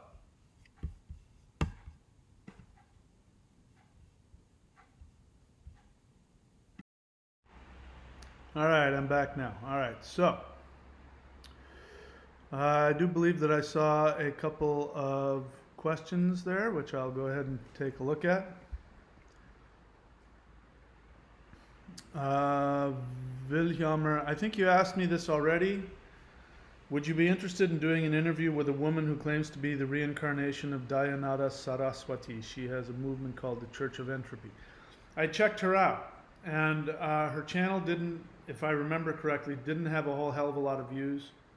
She doesn't seem to be, I mean, I didn't watch a lot of it. I didn't really know what she was doing. But she seems like she's like me. She's into promoting herself. And so it wouldn't really benefit me because I don't really have an interest in that. Because the fact, even if she is the reincarnation of somebody, that to me doesn't mean anything. The only thing I care about is what has she done in this lifetime. So if she's done something amazing in this lifetime, then I'm interested. Because we're all reincarnations of somebody. There's no doubt in my mind that you were famous in a past life. You know, there's no doubt in my mind. I know that I was extremely powerful and famous in a past life. It doesn't mean anything. You know, it's, so what? That part I could care less about. The rest of it, if she can show me that she has something amazing that she's doing or that she understands or that she teaches, then I'm all for it. And then if she does, then what's the point of using that? It's kind of cheap. I'm so-and-so. I am the reincarnation of so-and-so. First off, anybody can say that, but so what? You know what I mean? It's cheap. That means that you don't have enough faith in what you are right now in this moment to promote who and what you are. You know, when people talk about being, what do you call that, star seeds, you know, that they're from the such and such, you know, star constellation. So what? Everybody came from somewhere else. Right now, you're from the planet Earth. So the fact that you're from such and such star constellation has very little to do with. Anyway, I just thought of something. What I'm doing right now, just to let you know, is that I plan on having all kinds of fun with this Arnold character that I've created. And so what I'm doing right now is I am kvetching about things that I think are stupid. But when I do it, I just end up being this person whose looks and sounds, superior. So I'm going to have Arnold take all of the things I think are ridiculous and have him talk about it. Because then I can make my point in a funny way, and people will still, even the people I'm making fun of will still want to watch it, and they won't necessarily know I'm making fun of them. And I can still make my point. Anyway, so question is, I looked at her and I didn't see, I want somebody to interview me to get to hear what I have to say so that I can teach my stuff and get more people to my channel. I don't think she would benefit me in that way. On R. Wayne Steiger, I went and I've got his page up. I'll take a look at him when I'm done here, and if he looks like somebody that would benefit me, I'll email him and see if he wants to interview me. Dean Evans, is there a rune that you would most associate with luck or good fortune? Well, yeah, any of them. There's an assumption in your question that there's one that's just for luck, but then the question is, Dean, if you're talking about yourself, where do you need luck? Luck is mobile. So depending on where somebody needs luck, this person over here needs luck with love. This person over here needs luck with money. I would say the runes themselves are all lucky, and it just depends on what part of your life you want to use that for. So there might be. My experience is that they're all lucky. It just depends on what kind of luck you want. Stephen Evans questions, is there a Norse word for luck or good fortune? I'm sure there is. I don't know Norse well enough to know what that is. So I don't know what that is. Beeman 2468 question, have you heard of Dolores Cannon? Okay, I haven't. And again, I don't know, if you're new to the channel, welcome. I try not to talk about other people. It's disrespectful to them because you're asking me to make a judgment about somebody that I may not know anything about, and I may talk out of my ignorance. And it's disrespectful to me because it means that you're not wanting to know what I teach. It means you haven't put the time and effort into learning what I teach. And if you really want me to go off on a question and go deep, ask me a question about something that I teach. You don't know what I teach? Not a big deal. Subscribe to my channel and start binge watching the videos. And then you'll have questions to ask me that I will want to answer.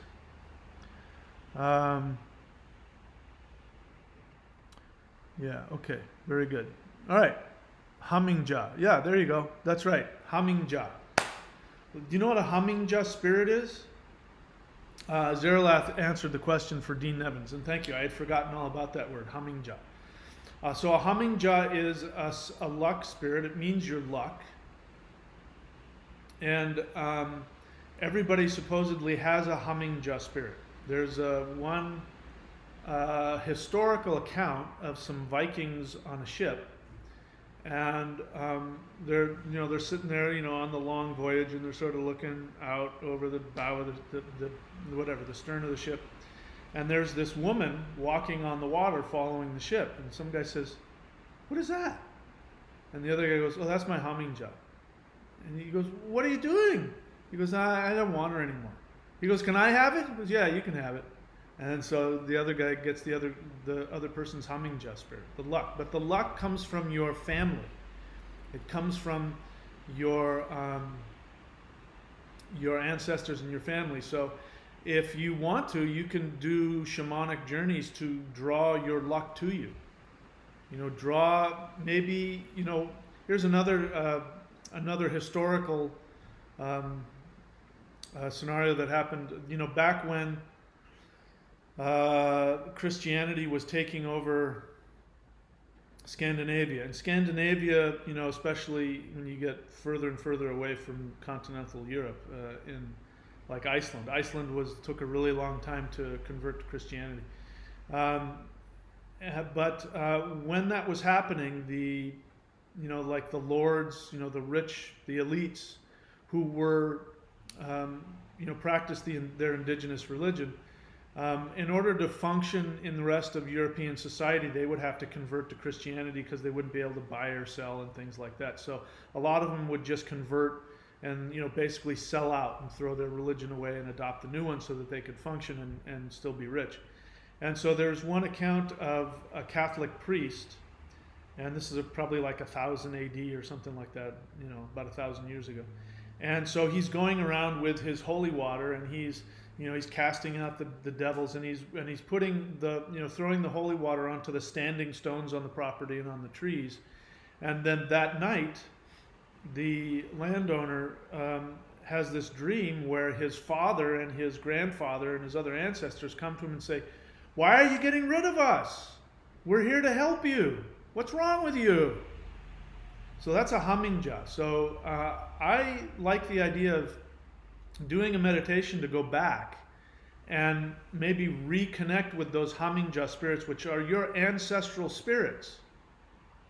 The ancestors that want to help you and guide you and give you luck and give you power. I mean, it definitely is for real. I mean, I wish I could go into more detail in my own personal life, but I won't. But even people that you've known in this lifetime who have died, they can come back if you ask for them and their spirit to come and help you. They'll come and help you.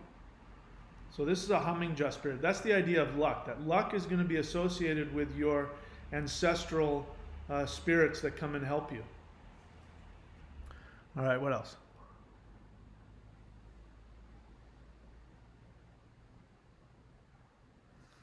All right, so Wilhelmer, there's a comment that he put that didn't get held, that got held. There was something that YouTube thought might have been a problem.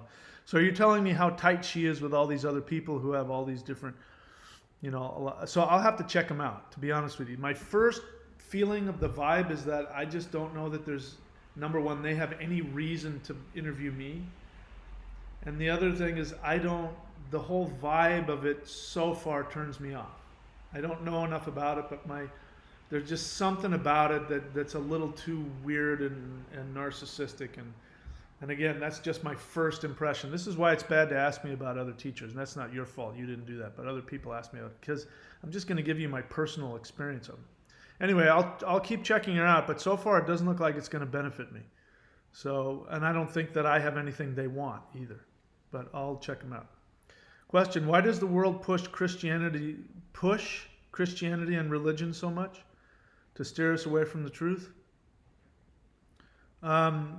So go onto my channel. Again, learn how to do it. I wish I could remember. I figured out how to do it on the phone and things like that. Basically, you have to look for a way to search within the channel. You got to put the time and effort. If it's on a laptop, a laptop or a desktop, you can just go right to the menu and click on the little magnifying glass, and another search engine will come up. But if it's on a phone or an iPad, there are ways that you can find out. Go onto my channel and type in the word Christianity and watch all of my videos, because it would take way too long for me to answer your question about why does the world push Christianity. Watch my videos about that. And if you want to read a book, the best book that I have for that is called Odin Says Jesus Was a Coward. You can go on to Amazon and search for that, or go up to courses.thunderwizard.com and look for my books. You can just go type my name, Michael William Denny, into Amazon, and you'll see my books and everything.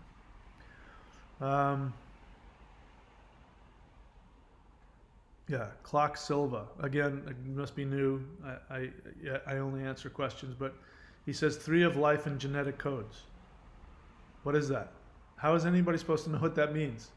Is that an answer to a question? Is that a question? There's no subject or object or verb. Guys, put effort into communicating. It's helpful. It helps us all when we know what you're trying to say. All right, so I've run out of things to say. I'm kind of I just got back from flying all day for the past couple of days, and I just got back home to Queensland, Australia. So I'm gonna call it a day. I don't see any more questions here.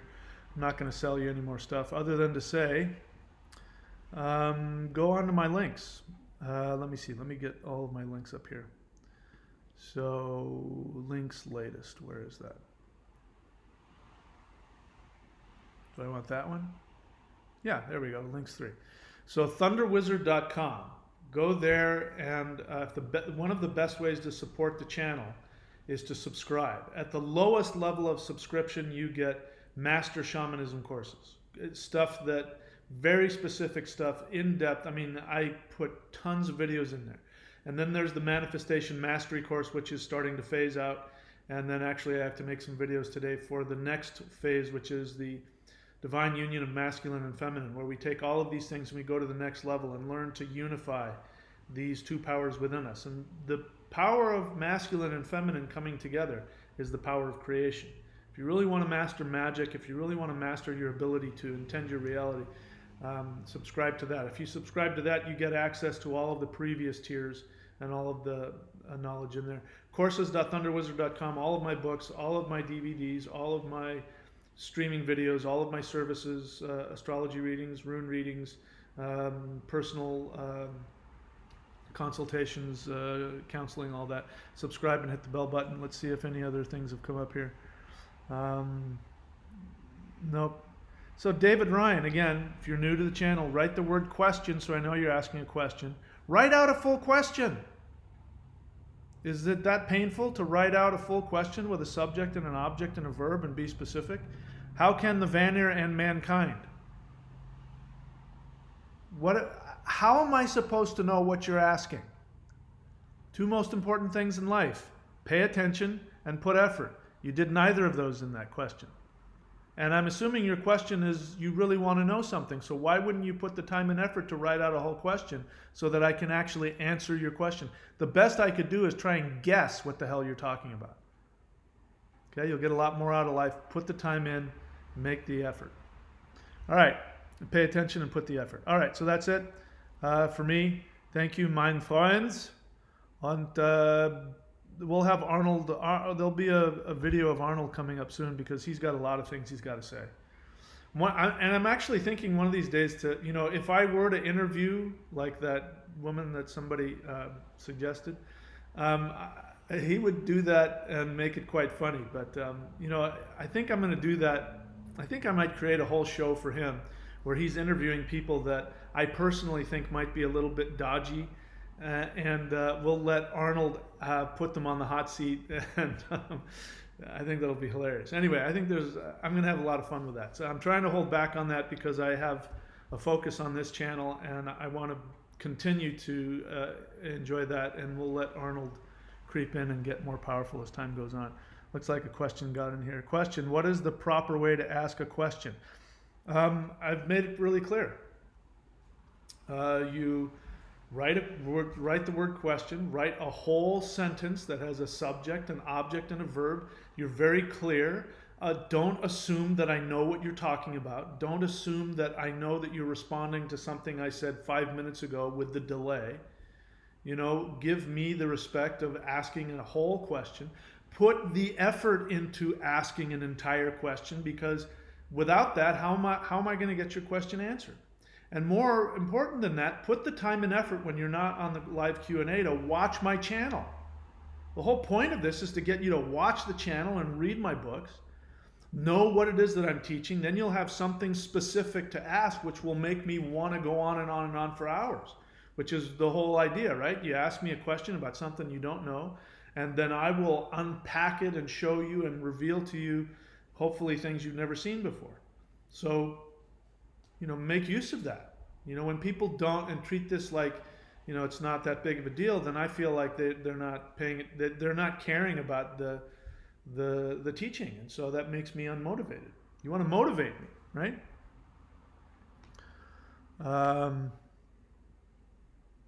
How can the Vanir aid mankind? All right, so somebody caught me in a Hey, Leak Project, how you doing, man? Good to see you. Thanks so much for letting me interview you. I want to contact you, Leak Project, and I want you to tell me a few different things that you want to talk about.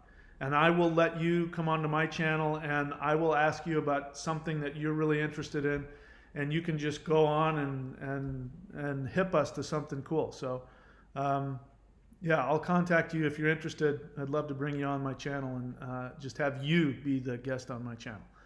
All right, so how can the Vanir aid mankind? The same way that the Aesir can aid mankind in helping you to become more human. So the Vanir are associated with fertility, love, magic. The Vanir are all about living in this physical world and enjoying this physical world. So doing rituals and worship and studying them and reading about them, they can aid you by helping you to enjoy your life, basically. All right, so my apologies, David, for missing and giving you such a hard time on that. I wasn't paying attention. I'm not perfect either. All right, David Jackson, question. Thanks for your info. Okay, that's not a question. Answer, he says. David Ryan, question. What properties do the Vanir give towards human spirituality? I just answered that. Second, can one accept the Vanir realm over the Aesirs? Why would you need to do that? You're misunderstanding the whole concept here. We live in a hologram. A hologram is not an either or, it's a this and that. So here you have the components of this hologram. It's made up of 9 different worlds. You are made up of 9 different aspects to your personality.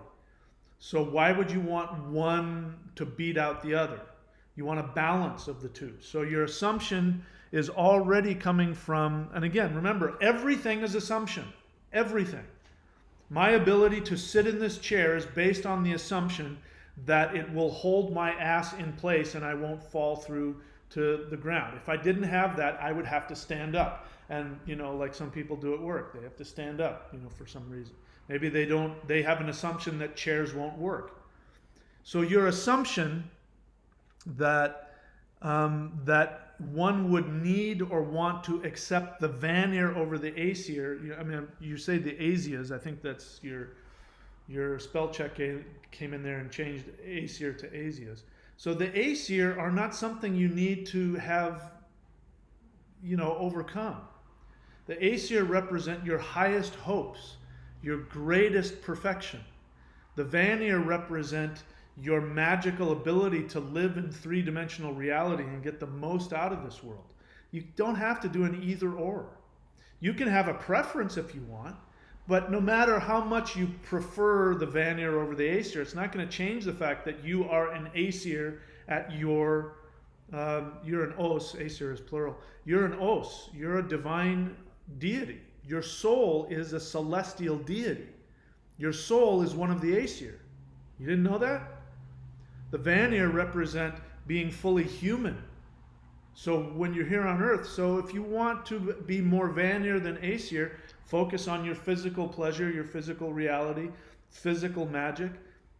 People want to be more towards their divineness energy, so they spend all their time meditating and doing spiritual practices.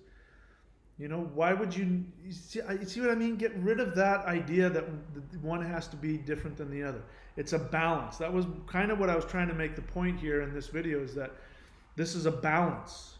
This is what shamanism is. Shamanism is about the balance of these. It's a dynamic balance. There's always, the fighting that goes on is the dynamic balance of the universe. It's storming outside right now and thundering and lightning and raining, and that's a storm, and I have to stay inside, but we need that because we need the rain and the wind and all that stuff to balance out the dryness that happens here during the winter. It's a balance. Beeman, again, you didn't hear what I said earlier. I want you to ask questions about things I teach. I'm going to have Arnold answer your question for you. Not today, but let me see if I put that in there. Let me put that in there. So, flat Earth. So I'm writing all the things that Arnold swears he's bigger is going to talk about. He's going to answer that question for you. Ask questions that I teach. Put the time and effort to learn what I teach. Watch my videos and ask me a question I'm going to want to answer. I don't talk about that. I don't teach anything about it. David Ryan. So that's not a question, but I'm happy to engage you here. There are many who support the Vanir solely. Okay. They can support the Vanir solely, but again, they're operating from all kinds of assumptions and projections. I'm willing to bet, because here's the interesting thing. The Vanir and the Aesir also represent, to us, we project onto them our own personal experience, which also includes political. The full-on, neo-heathens who are into their own racialists, whatever, that don't believe, that are exclusionary in their viewpoint, they worship the Aesir. Because the Aesir represents the left brain, which represents, that. But that's because they're projecting their insecurity about themselves, and so they want to be perfect. So just like born-again Christians, they're projecting their imperfection onto the gods, and that's why they support the gods. The Vanir, people who are into the Vanir, we're talking about people who feel oppressed by conservative thinking, conservative religion, conservative politics, and they'll be liberal. And so some of them go so far as to worship the giants. They don't even want to worship the Vanir, they want to worship Loki and the giants, because it represents their need to feel like they need to rebel against oppression and people who are, exclusionary and all that kind of stuff. So the fact that people do that doesn't mean that has to be the way it is. If that's something you want to do, I would say go for it, but I would also take a look at your feelings and your experience in your life that gave you that emotional agenda to feel as though you've been victimized by right-wing thinking people, because I'm willing to bet that's where you're coming from, right? Tell me if I'm wrong. But just because people do that, that's their choice. It doesn't mean that your assumption as that one has to overpower the other is actual reality. The fact is that they work together. They're opposing forces of the same thing. You have inhale and exhale. You need them both. If you inhale and you don't exhale, you're going to explode. If you exhale and don't inhale, you're going to, squish into nothing. You got to have both. But you can feel free to do whatever you want. If that's what makes you feel good, I'm all for it. And they only support ancestors and no gods. Well, so they do whatever they do. The group, there's all kinds of groups doing whatever the hell they do. Good for them. If that makes them happy, I'm all for it. David Ryan, question: which course would you, in understanding the land wights, elves, and spirits, which course of mine? Again, specifics are helpful. Which course of mine? I would go to thunderwizard.com and I would subscribe at the entry level, which is the shamanism mastery course. I would also go on to my website, michaelwilliamdenny.com. You can also just go on to Amazon and type in my name, Michael William Denny, and look for Thunder Shamanism. You can also get my video, Thunder Shamanism. Those will help you with learning how to do ritual and create, your own basic Stonehenge kind of scenario in your own backyard, and you can work with the spirits of the land, and you can work with the 8 directions. I spend a lot of time teaching that. Philip Hecht, important question. Well, some people's questions aren't important, but this one is. Let's see. Is it possible to contain a demon which haunts me in an artifact or cast it away? Yes. Yes to both questions. But I recommend you go onto my channel and learn how to, as I've said, learn how to type within my channel, how to look for videos in my channel, and type in demon possession so that you understand why you have a demon that's bothering you. How you get rid of it, those are 2 ways that you can deal with it. But you really need to find out why. And if you find out why, it'll leave on its own. How's that? Dean Evans' question: do you think Odin represents someone who started as a normal human and then cultivated himself into a perfected immortal in the ways that Taoists try to do? I definitely think that would be a very, what's the word I use? I'm getting tired here. A worthwhile interpretation of that. I've come up with, I've talked about some other ideas about who Odin was, but at the very least, he definitely represents that. Odin's sacrificing of himself to himself on the tree of knowledge, which is the spinal column, which means he sacrificed his ego to his kundalini in order to experience higher awareness, is absolutely, he's telling us what to do. And the runes were revealed to him. So the runes, chanting the runes, studying the runes, are a way to become fully enlightened. And that's, Odin is a god of enlightenment, for sure. Just T, baby, are you asking a question? Oh, okay. Having someone interested in. So I'll do this in the future. If somebody has an interview suggestion, like somebody that you would like, because I'm looking for more channels to be interviewed on to increase my viewership. If you have some channel on there you think I'd be good on, write, interview suggestion. That way I'll know. Because otherwise I'm looking for questions or something like that. So I think you're asking me. Yeah, I have someone you may be interested in meeting, another shaman who speaks of Frey. How do I get? So what do you mean interested in meeting? Why would I be interested in meeting them? I'm a teacher. This is my job. This is my business.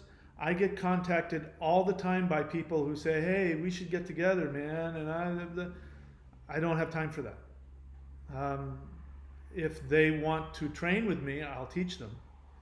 But just hanging out, we're two shamans hanging out. I mean, I've got no shortage of people contacting me all the time for that. I appreciate the offer, but I just don't know that I have the time.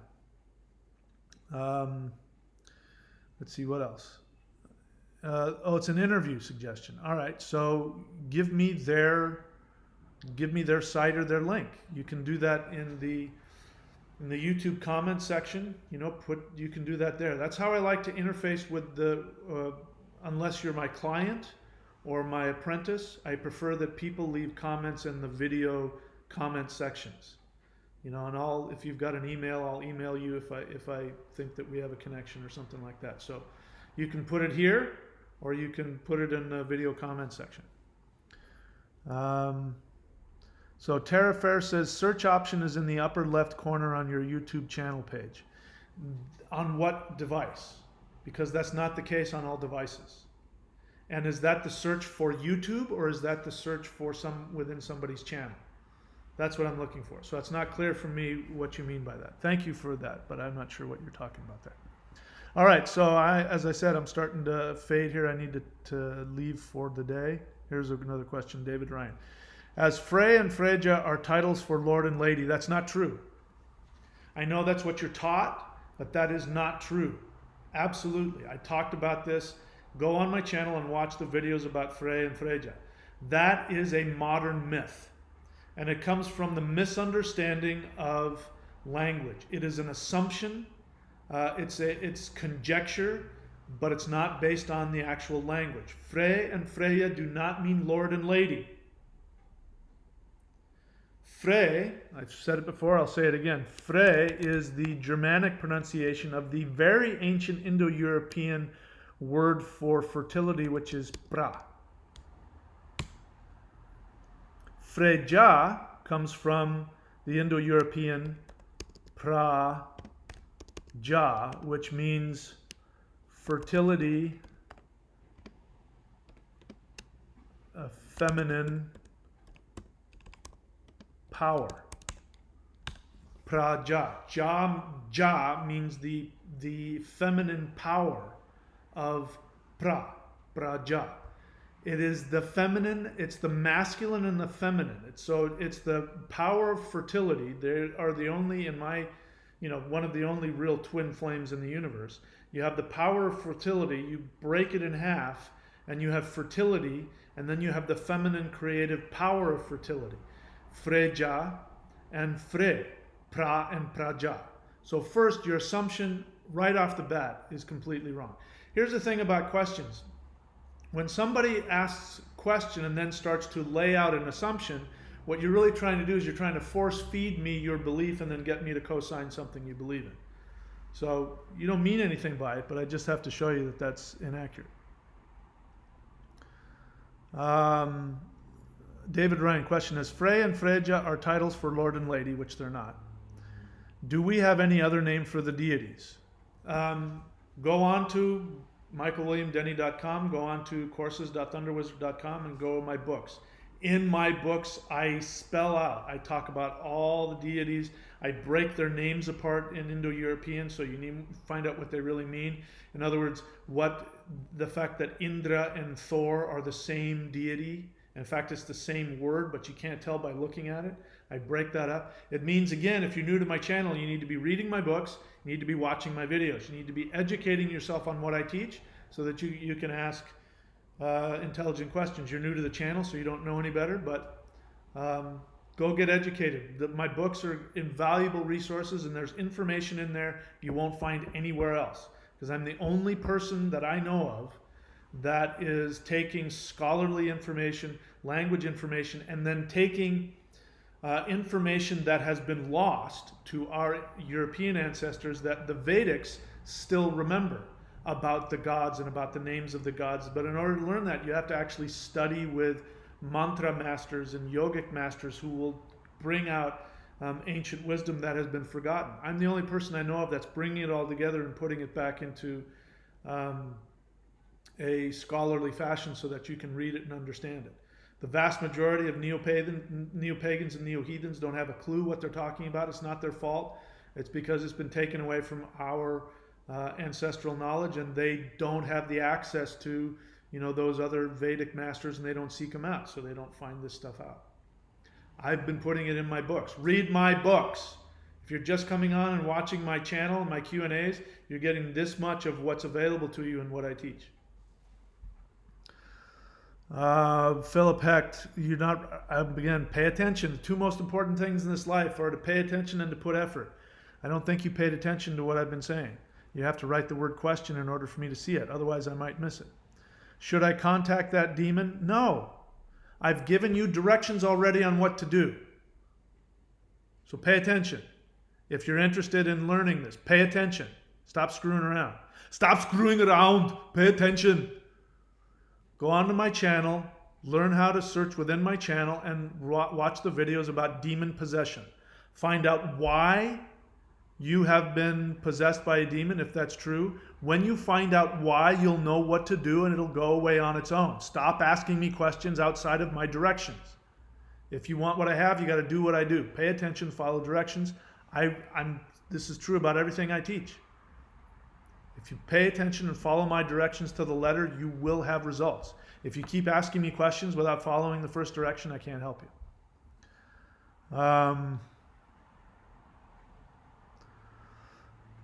Again, David Ryan wants to know how to discern the truth. Research. Research. Look at the research. Also, here's another one. Look and see what their emotional agendas are. If somebody like a neo-heathen has an emotional or political agenda to a certain thing, all of their interpretations are going to come from that. Same thing with the other one. I talked to you about, people who are Vanir are just as prejudiced in their own viewpoints because they have an emotional agenda. Most of them probably went through childhoods where they were abused or where they were, felt oppressed, and so they have an agenda to be free and to rebel against those in higher ups, and that's going to be reflected in their projection of the gods. So they only worship the Vanir, they only worship the ancestors and not the gods. That's their own projection. They don't understand what the gods are. So look at what their assumptions are. Look at what their emotional attachments are. Look at what your emotional attachments are. Why are you emotionally attached to one thing versus another? What happened in your life to get you to that point? And get honest with that and let go of that, and then, you can look at the whole thing. Other than that, I'm okay with you focusing on one thing over another.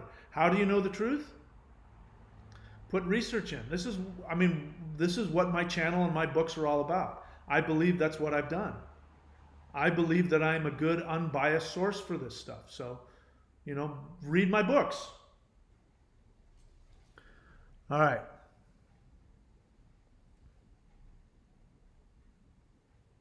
All right, David's telling me why he hasn't read my books, and I won't launch into you on all the stuff I would normally want to launch in on. You know, we're not victims, blah blah blah. But okay, so I understand. Brett Moss, question: can you tell me the difference between Orlog and perfect career? It is my Orlog to surf. So I have at career.thunderwizard.com, and I am giving a good price on that for the time being. The prices will go back up. At career.thunderwizard.com, I talk about how to find your perfect career. Now, I use the word career because most people think that their money is going to come from what they do for a living. So I focus on that because, again, I'm all about reaching as many people as possible and understanding what keywords people look for when they type in things on search engines or YouTube or whatever. Excuse me, I just burped. Career.thunderwizard.com. So your career is you being your authentic self. Ideally, the universe pays you money to be your authentic self. I am living my authentic self to the best of my ability. The stuff I do, what I'm doing now, what I'm talking about now, I would do this anyway. It wouldn't matter what I did for a living. And it's because I wouldn't be able to help myself. The books I wrote, I didn't write books because I thought, you know what, I'm going to become an author. In fact, if you read my books, you'll see that they're all self-published and the editing is for crap. There's misspellings all over the place. It's because I got downloaded so much information from the universe in an ongoing shamanic initiation that it was driving me crazy. All of the information and the awarenesses was driving me crazy. And in order to unpack all of it, I had to write it out in books.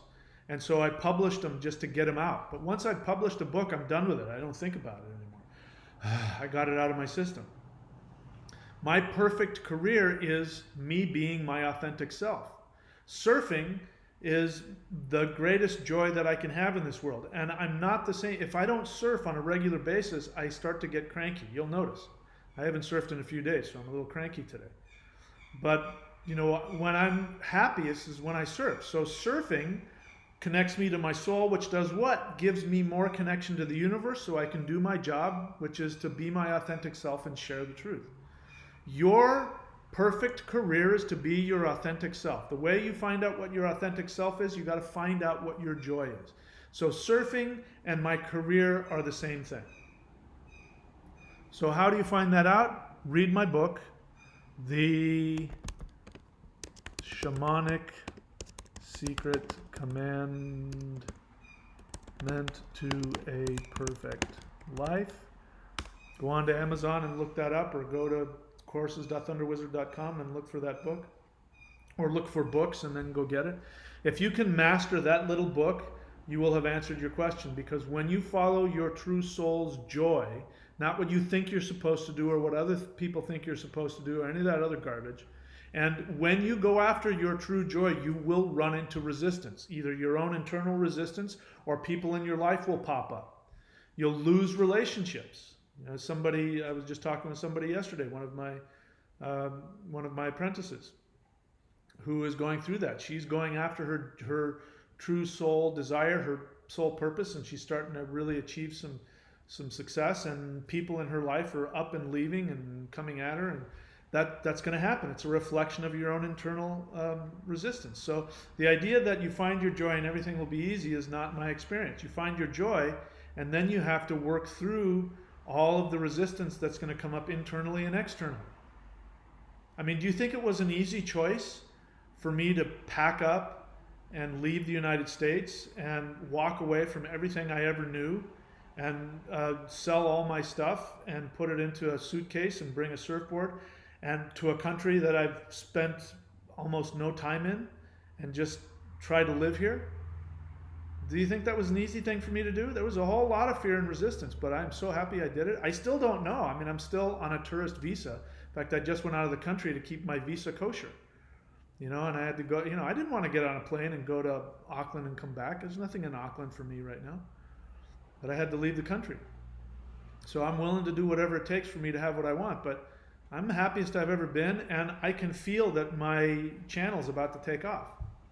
And it's because I'm following my joy. Did I answer your question? It's not an either or.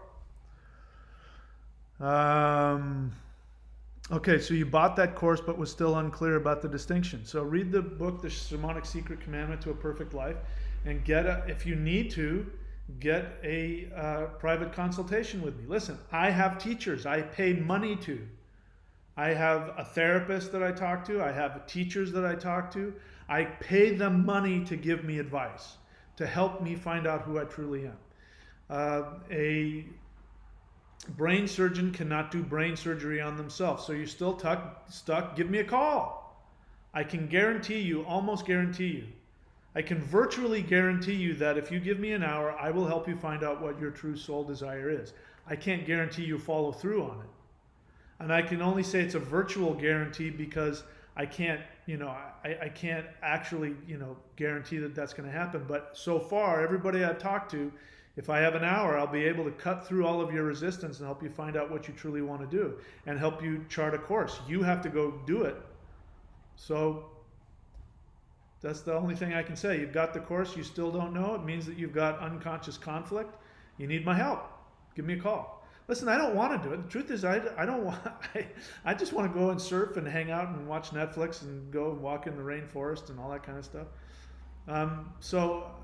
But if somebody really needs my help and they're willing to pay for my time, I'll help them.